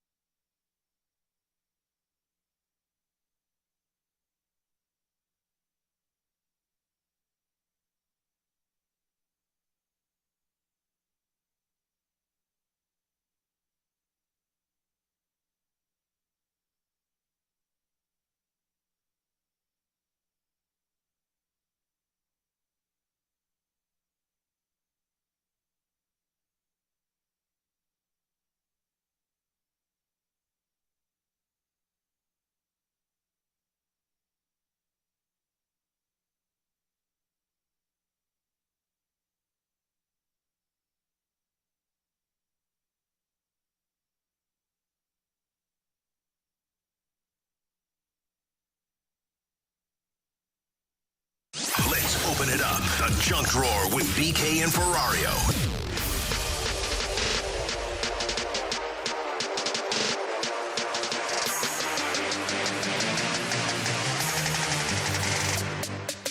All right, I'm going to play into Alex's hand here. Old man yells at cloud here for just a moment. I do need a little bit of advice from the text line. 314-399-9646. That's the Air Comfort Service text line to get involved in the show. So this morning, Alex, I'm on my way in here from dropping the kiddo off at daycare. We're out in St. Charles, so from 5th Street, I'm getting onto the highway, and then we come over the bridge, right? So as I'm driving on the bridge, I'm listening to TMA in the morning, and then vroom, coming back next to me at about 100 miles an hour, see this probably like 2015 Ford Mustang. Calling out the vehicle. We gonna give the license plate number? It was a customized license plate. It was only 2 letters. Eating you? It was only 2 letters. I don't remember what they were, but there were only 2 letters on it. It checks out. And then I'm like, what the? Come on, man. Like this, can we not? And then about 7 seconds later, phew, here comes another one. Right after him. Oh, Fast and Furious. And then I watch it as they're going along. We pass the bridge, and I see them, and there's obviously no blinkers going. But it's like 8:30 in the morning, so there's a decent amount of traffic. Sounds like being with Ferrario. They're weaving in and out and in and out. Dude, I'm not kidding. I think they were going roughly 100 miles an hour. We're on I-70, right past the bridge. What do you do in these spots? Because, like, I'm not going to call the cops. I would have. Would you? My kids in the car, yeah. I didn't have anybody in there with me. It was just me. But okay. Yeah, I probably would. It seems to be happening with more regularity. Yeah. Where you see this stuff going on. And I've had that once before where so it was coming back from a Blues game, and I don't know what the vehicle was doing, but it was one of those like rigged out cars that have the big spoiler on it. And what they were doing where they were staying pace with me, but they kept revving their engine, and they would speed up, go in front of me, and then go back over, and then slow. Like, they just kept doing it. That's dangerous, yeah. And that's where I was like, all right, I'm calling the cops. And like, the hard part was like, you don't want to bother them with that because probably have other bigger stuff to worry about. But it's like, man, you're either going to hit me and cause some type of dangerous pileup, or you're going to hit somebody else and cause somebody to die. That was my fear, is like, just to bring in the sports aspect of it. I think about the Rashee Rice situation that happened, right? Oh. He's down in Dallas basically doing this. Don't worry about it. He's probably going to be suspended for a little bit. He's down in Dallas doing basically this exact same thing where he's got this souped up sports car and he's going like 100 miles an hour on a busy highway. And there's this huge crash that's taking place. So all I can think about as I'm watching this is, man, this dumb you-know-what is going to get in a wreck. It's going to cause a bunch of people to potentially get hurt. And I'm going to be sitting back here, and selfishly, like, I'm going to be stuck in all this traffic. And there's all of this damage that's taking place because you're a moron. Yeah.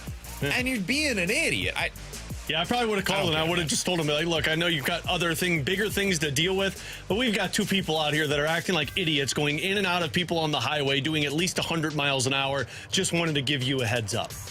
And then when I called the person that was doing it to me, there's a thanks for the notice. We'll alert whoever's closest to that area. And I don't know what happened from it. 314 says, honest question, what would calling the cops do to change the situation? That's the thing, like nothing probably. Probably not. Because by the time that they're able to alert anybody, they're going to be way too far away to do anything about it. Maybe not. Maybe there's a cop that's on 70 that's right around the area as soon as they put it out to the units that are out there. Maybe one's right by. The chances are if there's a cop out there, they're going to see it regardless and pull them over.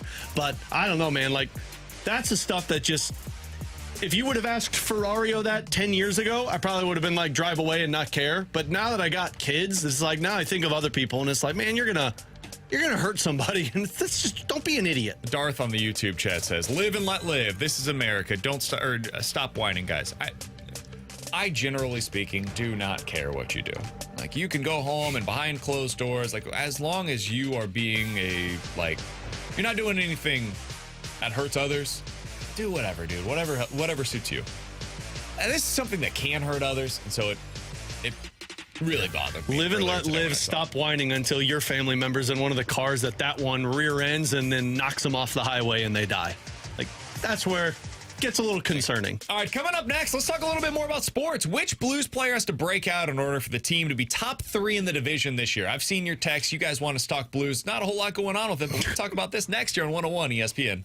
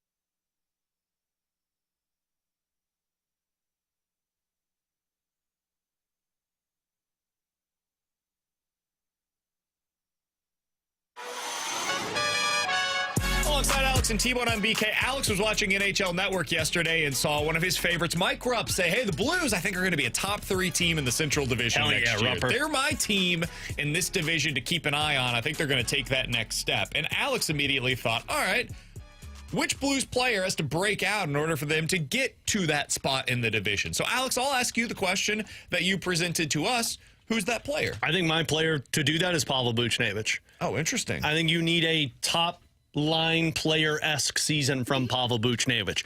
I'm in the same line of thinking with Joe. I think their defense is going to be better this season. I know your goaltending's great. To me, Pavel Buchnevich's last couple of years have not been good enough for this team to be a team that could do any danger in the playoffs. And I'm speaking of last season as well. I think part of the reason you had to go on that big win streak down the edge was because you didn't have Pavel Buchnevich for the longest time. You go back to this first year when he was with the Blues, when he scored 30 goals and put up 70 points. That's the type of season I think you need from a Pavel Buchnevich. If you get that, now you're talking about two dangerous lines for the Blues in terms of Buch and Thomas and Snuggerud with Holloway, Shen, and Kyrou. You've got the depth that you've asked for. You've got your defense that's expected to probably take the next step. To me, to be a top 3 team, you need Pavel Buchnevich to be a 70-plus point performer. It's such a good answer. Thanks, God, I'm man. annoyed that you came up with that one. Thanks, man. I thought of that, and I knew that was where I was going to go. T-Bone's smirking over there. He knows it was good. It's a really good answer, and it's one I hadn't really considered because when you said breakout, I was like, oh, we'll go to the younger route. I didn't even have him in my bingo card of who. One line of thinking, BK. You gotta see both sides of the conversation. Yeah, no, it's well done by you. My answer is going to be Philip Broberg. If I was looking for a guy that needs to take that next step for you to be top 3 in the division, it's Broberg emerges as the guy that he was in the first half of the season. That's not to suggest he was bad in the second half last year, because he wasn't. He was a really good player. But if you remember, man, we were talking about a guy that was posting crazy points early on. First, 20-something games, I'm like, cool, he's going to win a Norris Trophy this year. In the first 15 games, he had 12 points. Yeah. 12 points in the first 15 games of the regular season. The rest of the year, in the next 53 games, he had 17 points.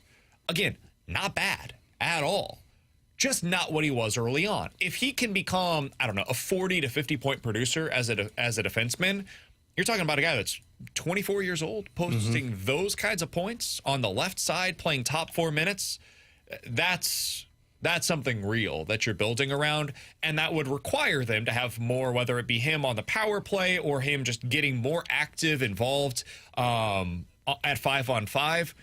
That'd be a huge change for them and what they're getting offensively from that side of the puck. So, yeah, Philip Broberg would be my answer. I think that's a good one, too, because you talk about the lack of offense you got from Justin Falk last season, and Fowler kind of provided that. But the way that Jim Montgomery and Mike Weber like to see their defensemen is involved offensively. And so if you've got to get somebody else who can contribute offensively, if Parayko is the guy that we saw score 15 goals last year, if Fowler is the guy that could be running the number 1 power play unit, man, if you get Broberg to add in some offense on that one, then you're really talking about another step forward for the team. T-Bone, who would you have in this conversation? I know you're over there doing other things because you're like, it's a Blues segment. I get this one off. Who's your answer to this? Someone's going to post the podcast. That's true. Somebody does. So I really like the Buchnevich one. I did not have that on my bingo card. That's such a good answer. I'm so annoyed. Because hockey guy. Well, I also don't know if I was thinking breakout, but I think it's right. Yeah. I think it's right. And that's what I didn't mean breakout I didn't see this one coming. I think it's breakout more of get back to who you were. Because the name that I was thinking, I did have Broberg in my top 3 of names I was considering. I was considering Snuggerud as the guy for this I don't know if that's fair because there's expectations. Yeah, But we don't do layups on BK and Ferrario. I was a layup guy in basketball, so yeah, we do. But I view him as the guy that if he doesn't get to expectations are, hey, you got to be a 20-goal scorer, right? But you want to talk about taking this lineup to the next level? Is he exceeds that already in year 1? Because I think we all agree, right? Dylan Holloway probably going to be a 30-goal scorer if he just gets a full healthy season. Jordan Kyrou is going to be in that mark. You add another guy to that layer of, hey, Jimmy Snuggerud adds 30 goals to this team, which, by the way, will also improve the power play with his shot. Now that's how, to me, you get into that top 3. But he would have to, again, exceed the expectation of what I think is just, hey, 20 goals, let's be conservative. Now let's break out. Let's get the 30 goals. And now you're talking about a lineup that's very deep.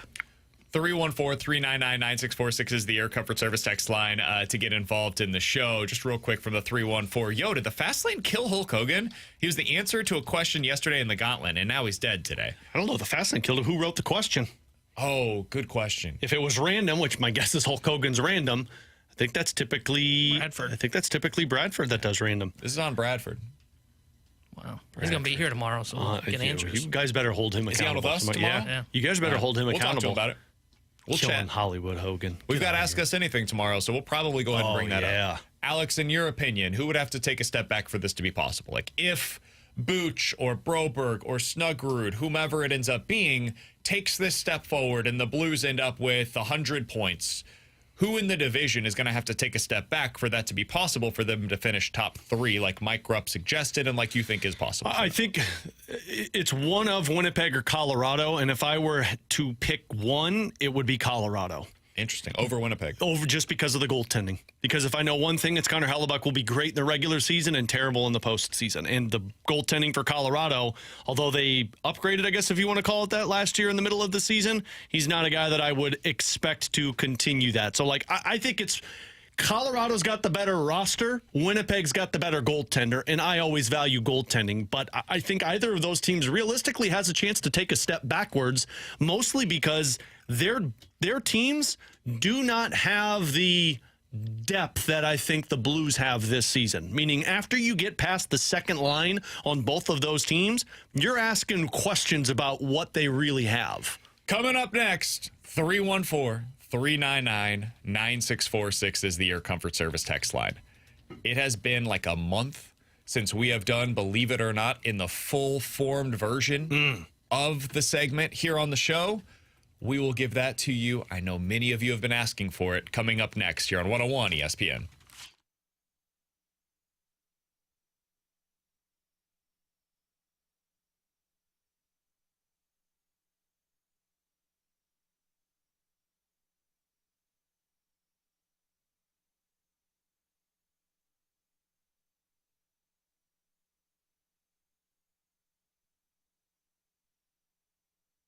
Jamie Rivers here, and I'm with my great friend Katie from Elite Heating and Cooling. And one thing that you like to talk about, Katie, is the fact that people can trust Elite. Absolutely. Yep. That is our goal. We don't mark it up to mark it down. So I was meeting with a family just the other day that stated that they had one of our competitors out there offering the same type of equipment, same manufacturer, and they stated that they were offering a rebate. There are no rebates available right now. So we're not going to offer a rebate that's not a true rebate. It's the same price all year. We're not going to mark it up on our slow season. You know, we always want to be honest with the customer. And that's what you call great customer service. And that's what you get over there at Elite Heating and Cooling. Correct. If you have a problem and there's a situation that needs to either be a repair or replacement, we're going to go through those thoroughly so that you understand everything that needs to be done. They pride themselves on making sure the customer feels safe and the customer can trust what Elite Heating and Cooling is doing. So please give them a call, book an appointment. No gimmicks, just guarantees. Let us earn your trust at EliteComfortExperts.com.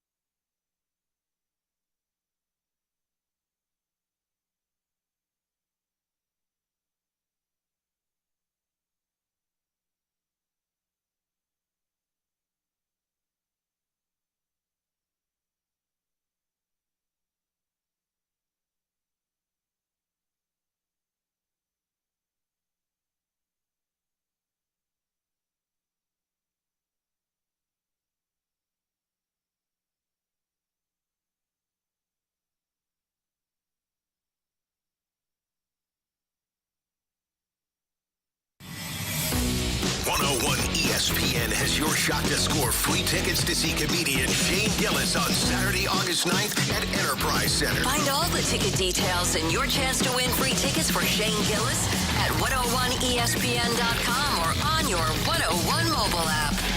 by Dobbs Tire and Auto Centers.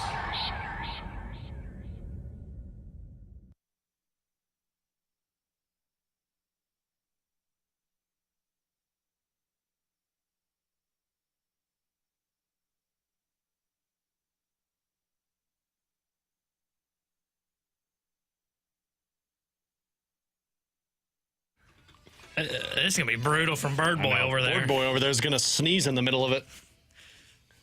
Waterwork. Believe it or not, I'm walking on air. I never thought I could feel so Free, flying away on a wing and a prayer. Who could it be? Believe it or not, it's just me. 314-399-9646 is the Air Comfort segment. Service text line. Believe it or not. 314. Here on 101 ESPN. If you guys have anything, we will get to those here on BK and Ferrario. All right, Alex, let's start out with this. Believe it or not, there will be a starter that the Cardinals trade for at this year's deadline that will be in their rotation by the end of the season. I'll say not believe it. I think if they're going to make a trade for a pitcher, it's going to be a low-level pitcher. That big-time pitcher may be acquired this offseason. Yeah, I'm not going to believe it because if you do that, you almost have to DFA Michaelis. And I don't know how willing they're. Oh, I'm not upset about it. I don't know how willing they are to do it. I think it is one of the biggest roster construction question marks in the second half. Somebody on the text line said, this is so terrible on YouTube with no music. Yeah, man. If you're over on YouTube, have the app open while you're watching on YouTube. It'll make it a much better experience. Hey, meanwhile, the 573 best setting of the week. I think you just need to chill the bleep out. Nailed it, boys. 314. Suck at turn 636. Yeah, we've got a lot of people that like it. Those people probably aren't on the YouTube. The 636 is probably the first one that actually has ever heard that before. He just turned it on. He's like, oh, dear God. Let me tell you, it is rough on YouTube. I've heard. The veterans over on YouTube, I think, go with the phone app while also watching over on YouTube. I'm going to forget this as well. I'm not believing it. Sorry. Not believing this as well. I'm on cold medicine. Game. It's a whole thing. Had to wing it there, didn't you? Yeah, I apologize. Get what you did there. They're not trading for a start. So I'm glad you explained. What did you think of that one, BK? Believe it or not, boys. It's been a hell of a performance by me today. Let's follow up what we brought up this past segment. Believe it or not, Pavel Buchnevich scores 30-plus goals this upcoming season. Nah, but I hope he does. Yeah, I'm not going to believe it. As much as I loved your answer, I don't think he's going to have You don't think it's possible? Yeah, I don't think he's breaking out. I think it's possible 30, but maybe he would have got there if they don't make him a center at the first 2 months of the season last year. What were his numbers under Jim Montgomery? Actually pretty decent. He only had a couple of goals in the early portion when he was a center, not really a center. Yeah. And he finished with 20. Because when was Jim Montgomery's first game? November. It was the day after Thanksgiving, November 20. The Rangers game, right? Yeah. 5-2 win. Mm-hmm. All right, let's go from there to the end of the season. He had 20 goals last year in 76. In 54 games under Jim Montgomery, 15 goals, 44 points. That is a pace over the regular season of 23 goals and 67 points. Yeah. Pretty good. Pretty good. He was a plus 16. That's a pace of plus 25 over the course of a full season. Yeah. Needs to be a little better than that. 25 plus goals, 70 plus points. I'm feeling good. Yeah, really where it came down to was his power play. 3 years with the Blues, 8, 8, and 8 on the power play. Last year, 2. Get back to those 8 the power play. You're talking close to 26, 27, and then with Jim Montgomery, a few more. I'll just say believe it. I think he gets to 30 this year. Guys, believe it or not, the Cardinals infield, as it is right now, Arenado, Winn, Donovan, Contreras, will be the infield on opening day next year. Not believe it. No. I think Wetherholt's in one of those spots. I do too. And I don't think Arenado's there. Oh. Maybe they're connected. I think that is the one that makes the most sense. We're sending Arenado down? To AAA? Can you imagine them DFAing Arenado? But people are going to be asking for that eventually. Not only that, they're not DFAing Miles Michaelis. Yeah. At $18 million. He's going to be making less than that in the final year. Yeah. Never say never. Arenado makes the most sense, but I also think if you want to make a big-time move, one of Winn or Donovan makes a lot of sense, too. I agree. Like, I think I there's... don't like saying it, but it's the truth. I think there's a lot of pieces on this team that should become trade bait. I think Nootbaar, I think Gorman, I think Winn, Donovan, Arenado. I think all of these, Contreras, if you want to throw him in there. Basically, none of this should be off the table. Yeah, I think That's the way Herrera that I would be the number one guy I'd say, you know what, I'm not going to listen on this one right now. Somebody on the text line, we'll go ahead and get to this. 314-399-9646 is the Air Comfort Service text line. Believe it or not, JJ Wetherholt will end the season in the big leagues, and he will be the overwhelming favorite for NL Rookie of the Year next year. Oh, I thought they meant this year. I'm like, geez. Oh, no. What's he going to do, hit 15 home runs in 2 games? Why not? He's doing it in Memphis. I do think he'll be the favorite next year to win National League Rookie of the Year. Yeah. Unless there's somebody coming over that I don't know about from Japan. Like, I think there's a big time. But they'll be on the Dodgers. If I'm not mistaken. And if Jared Jones, I think, is... It's a big time. Or Bubba Chandler. Which one is it? I think Bubba Chandler. It's a big time. The guy for the Tigers is, I think, the one that you're talking about. No? No. Well, that'd be AL Rookie of the Year. Yeah, that's why I was like, no. It's a big time outfielder. Pittsburgh's got a big arm in the minors right now. Big time outfielder from Japan is available, you said? I think so. Oh, yeah. well, then that's who the Cardinals need to be targeting. I don't know if he's an outfielder. I think he's a I thought he was first baseman type. Oh, well, they can make him an outfielder. We've done it before. Jose Martinez. He's the Wilson guy that hit it Contreras. like a mile in the World Baseball Classic. I think if it's not this year, it's next year, I think. All right, 314-399-9646 is the Air Comfort Service X line for Believe It or Not. Me too.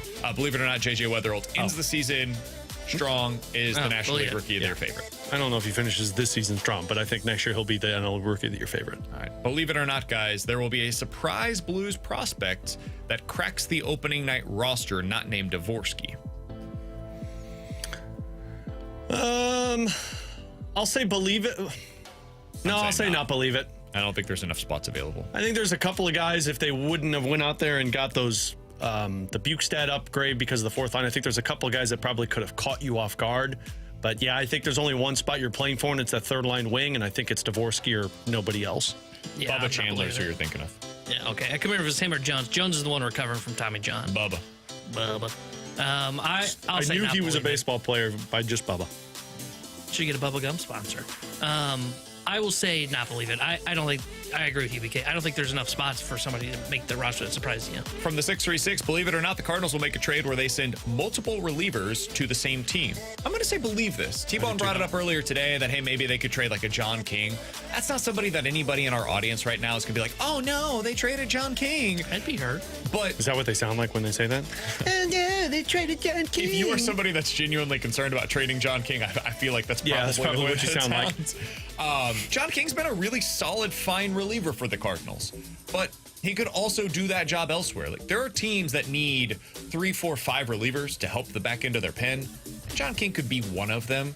Or if you did like a JoJo Romero plus Phil Maton. All right, a team has now just significantly improved in the 6th and the 7th inning, potentially, as the bridge guys to get to their high leverage players. So, yeah, I think they'll make a trade where they send multiple relievers to the same I think team. it's the best way to maximize your return on one of these trades is to add another reliever to whatever trade you're trying to make. Like, I personally wonder if you put somebody with Ryan Helsley, if it ups the return in that conversation.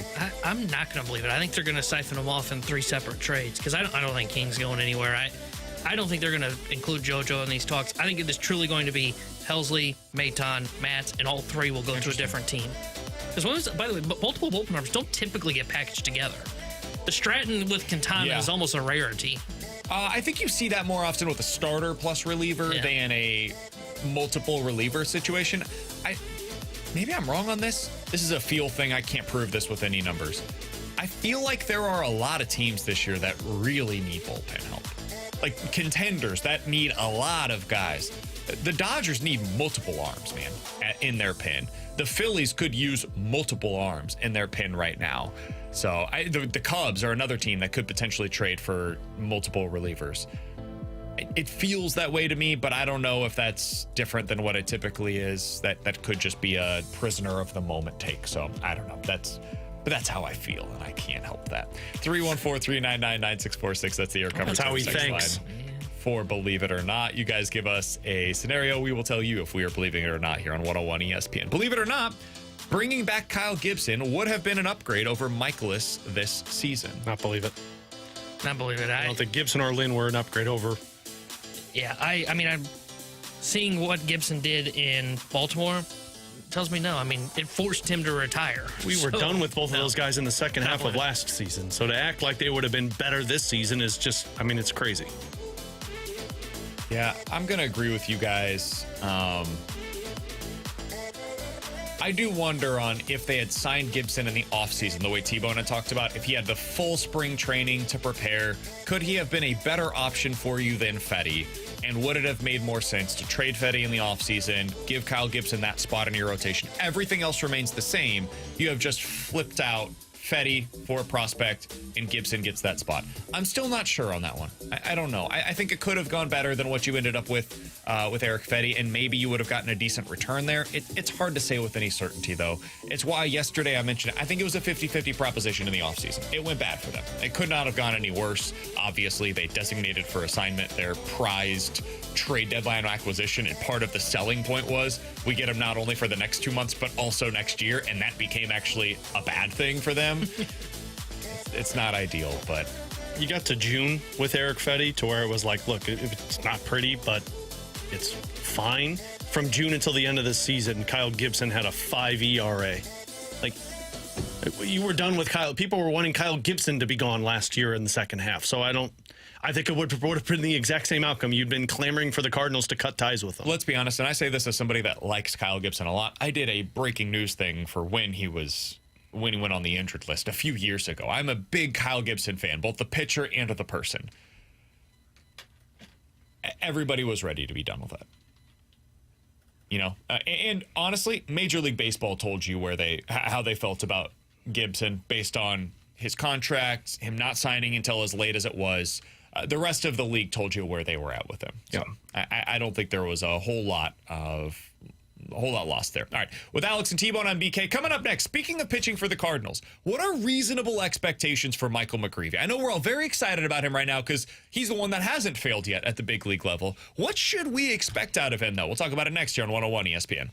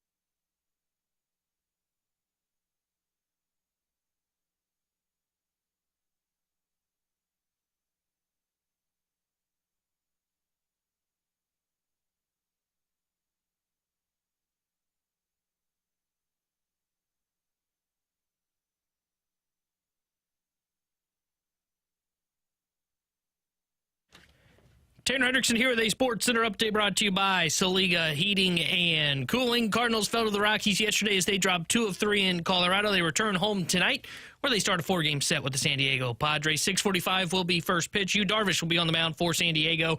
Sonny Gray will be getting the start for St. Louis. This Sports Center update is brought to you by Saliga Heating and Cooling, a Daikin heating and air conditioning dealer.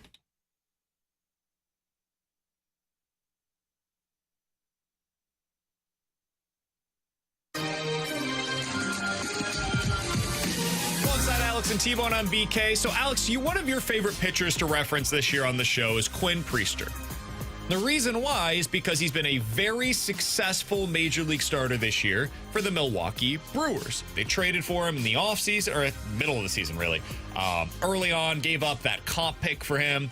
He came over from the Boston Red Sox organization and has been extremely successful. Has a 3.3 ERA, has thrown more than 100 innings, and has done so with like a low strikeout, decent walk rate for them. The reason I bring up Quinn Priester, Alex, is because I asked in our last segment, what are realistic expectations for Michael McGreevy now that he is established in the Cardinals rotation?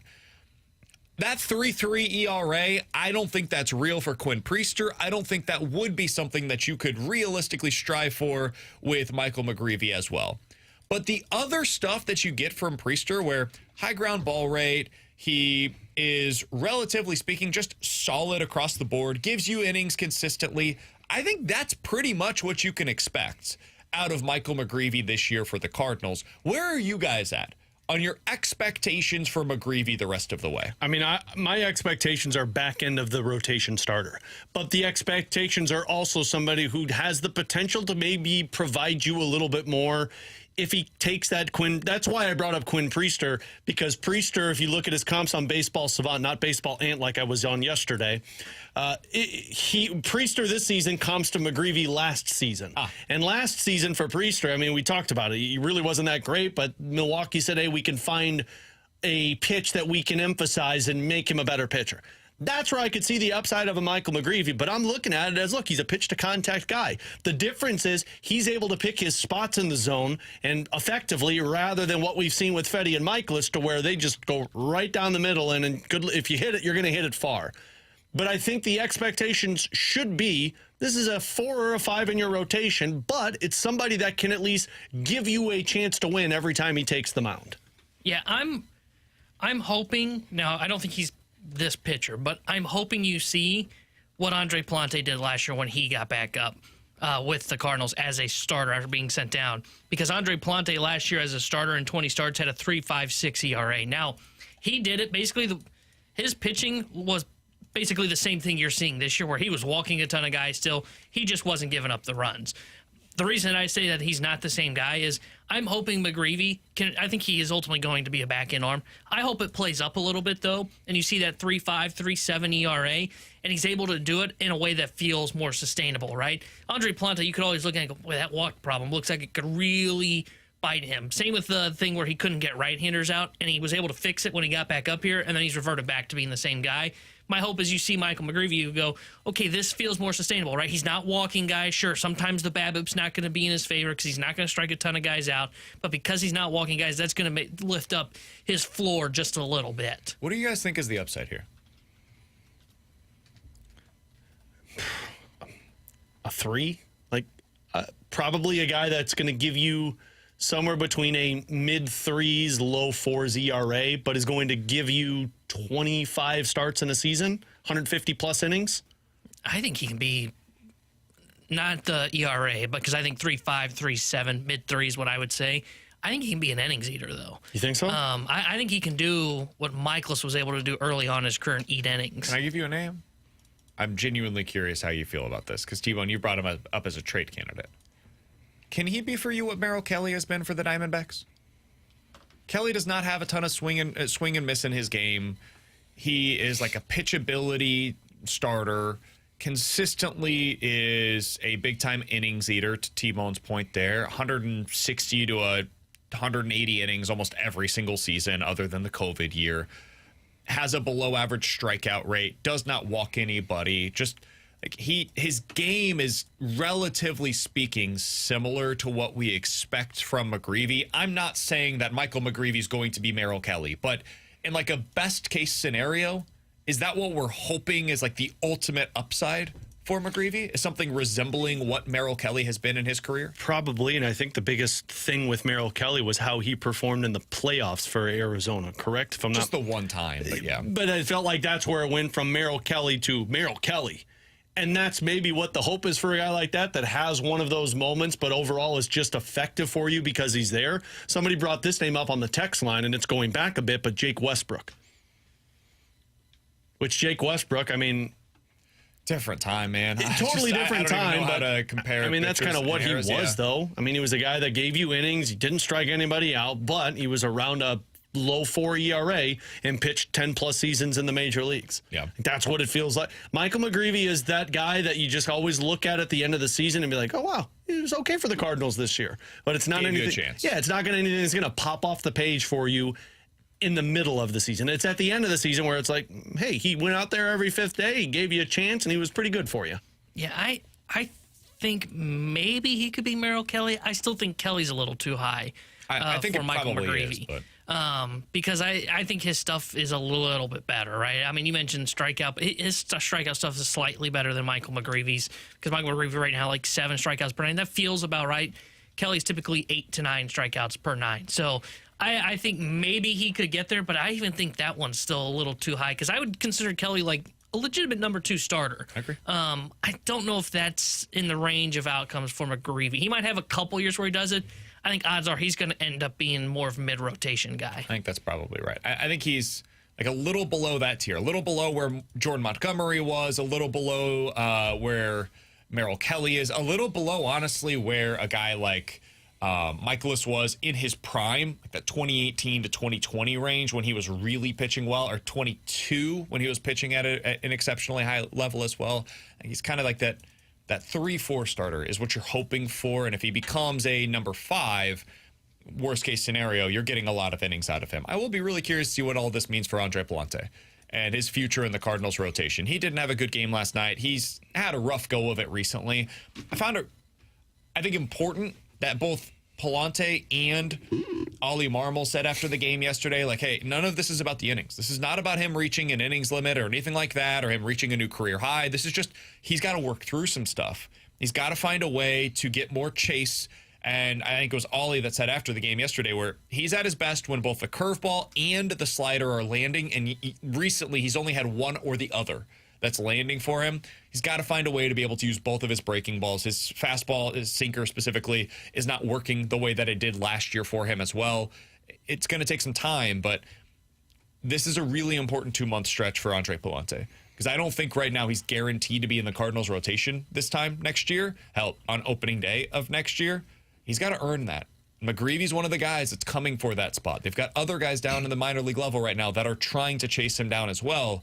Huge 2-month stretch right now for Andre Pallante. I think he's trending in the direction of what Steven Matz did this year, to where next season he moves into a bullpen role, to where he's got the potential to start, but he's probably more in lines of being a bullpen arm for you. Yeah, I don't know what next year could hold for him because I agree. The next 2 months are huge for him. The biggest thing for him, and you mentioned his sinker's not working for him right now. That's the big reason why things have inflated again on right-handers. Right-handers almost have an 800 OPS against him again this year. They're at 799. That is higher, I think, than any qualified hitter on the Cardinals right now, to put that in context. Oh, yeah, I think you're right. But that goes back to, like, remember when we would have the conversation about Liberatore? Well, he can't get right-handed batters out. So what do teams do? They load up with right-handed batters. You can't be a starter if you can't get one side of the plate out with that significant of a split. Maybe he could go into the bullpen because he can be used as a reverse, left-handed specialist. Even then, he doesn't have enough swing and miss for my liking to be a bullpen arm. I was wrong. Burleson has jumped above the 800 OPS threshold. He's at 803 right now. Get your stats right, man. That's 799 OPS. Who's the closest right-hander? Herrera? Wilson He's controls not qualified. 780. Yeah, Herrera does have an OPS above 800. He's at 867. He's just not qualified so far on the season. It's Jose Firmino at number 1, over 1,000. Then Ivan Herrera at 867. And Joel Pozo at 830. Just a few more at-bats for Herrera, and then we can all act like the Cardinals have a star on their team. Coming up next, we'll hit the rewind, put a bow on this thing here on BK and Ferrario.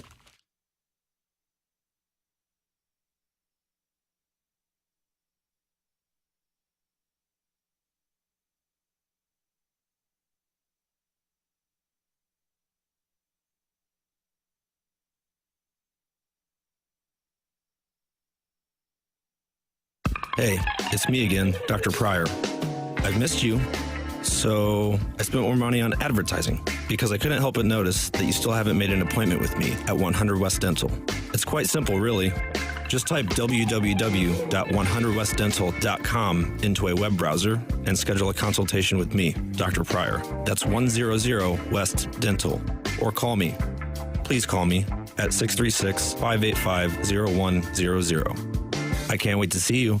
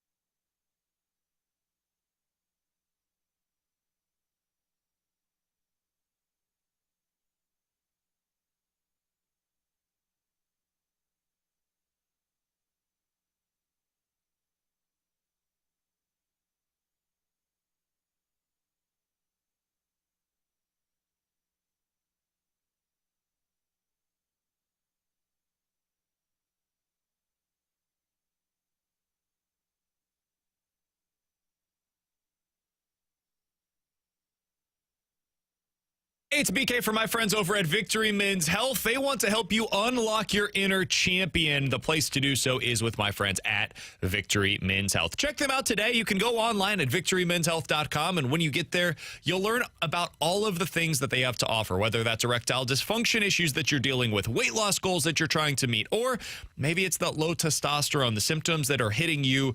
You don't have the same energy as you once did. You don't feel like you're getting the same out of your workouts. Those could be due to low testosterone. They can check those levels for you over at Victory Men's Health. They have plenty more to offer as well at their 4 great locations across the St. Louis area: O'Fallon, Illinois, O'Fallon, Missouri, Sunset Hills, and the location that I personally go to in town and country. Check them out today, again, online, victorymenshealth.com. When you get over there, you can book that first appointment. It's an incredibly easy process. Put in your name, email, phone number, tell them BK with the 101 ESPN sent you, and tell them how they can unlock your inner champion today. After you do that, you'll go to one of their 4 locations, and they will unlock your inner champion at Victory Men's Health and at victorymenshealth.com.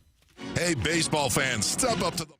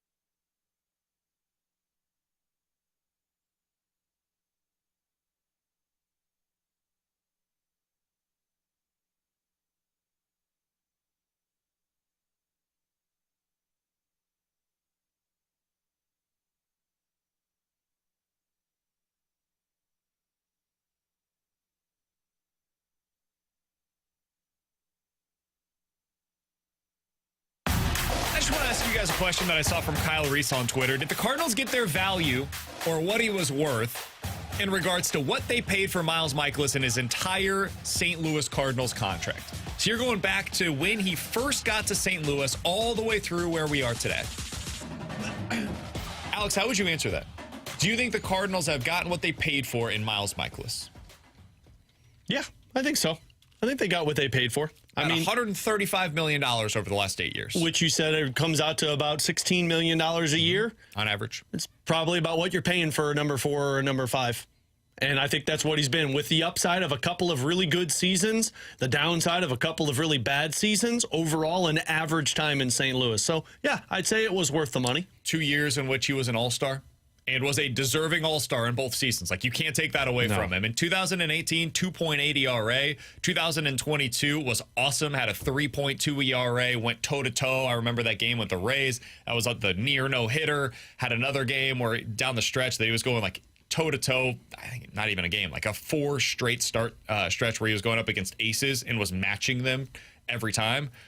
I think you probably got what you paid for here. 1,100 innings over the course of 7 seasons. I think you got what you paid for. I don't know what that says about how expensive pitching is. It's probably something about that really is the big takeaway here. But T-Bone, where do you land on this? Yeah, I think they probably got what they paid for.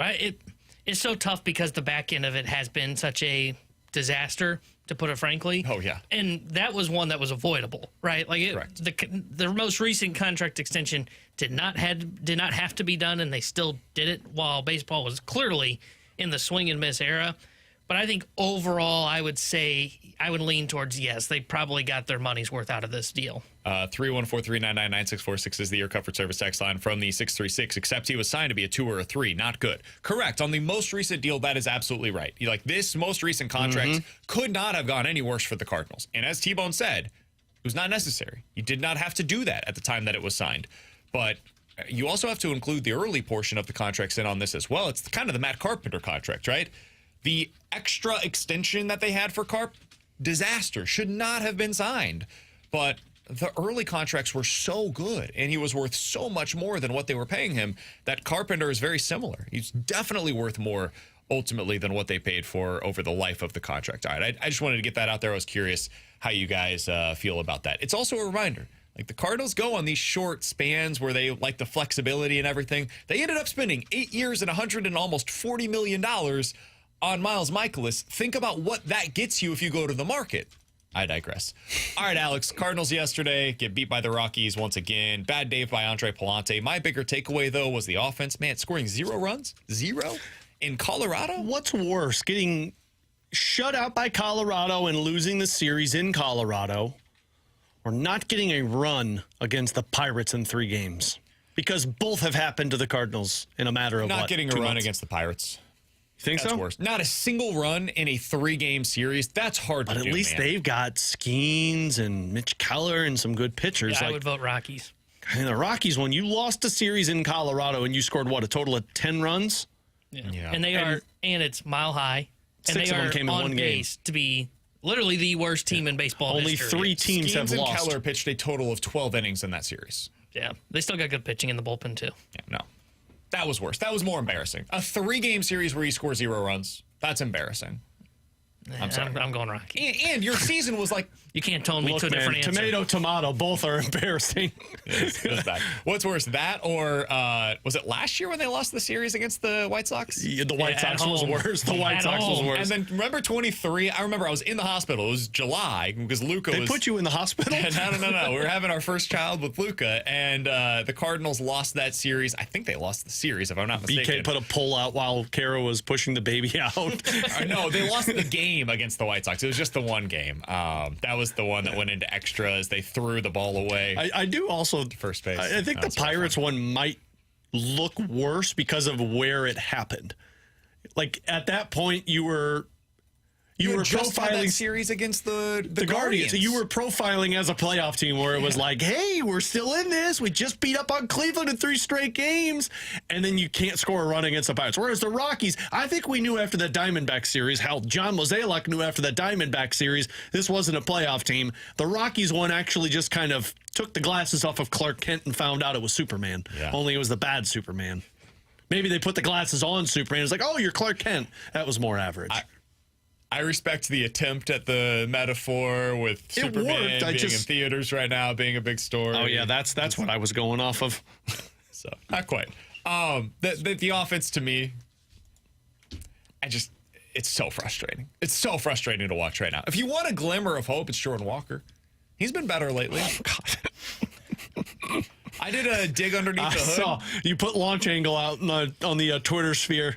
Oh, Carrie, I hope Carrie saw that. You want to see the attack angle, attack direction? I don't even know what the attack angle is. The swing path tilt. Oh, geez. The ideal attack angle. In all seriousness, that's a really big thing. Sure He's had an ideal attack angle 58% of the time. I sound so ridiculous. I've saying had this. an ideal attack angle. 100 kids, we know that. I have the ideal attack angle. He's had a 58% ideal attack angle since coming back from the IL. It was at 44% prior to his IL stint. Hold on. I can't even say these numbers without sounding like a complete and total nerd. Let me find my prop for this one. You said that one wrong. It's more like this. He had the 44% ideal attack angle, and that was compared to the Major League Baseball league. It's 23rd percentile. Yeah. No, it's actually pretty good.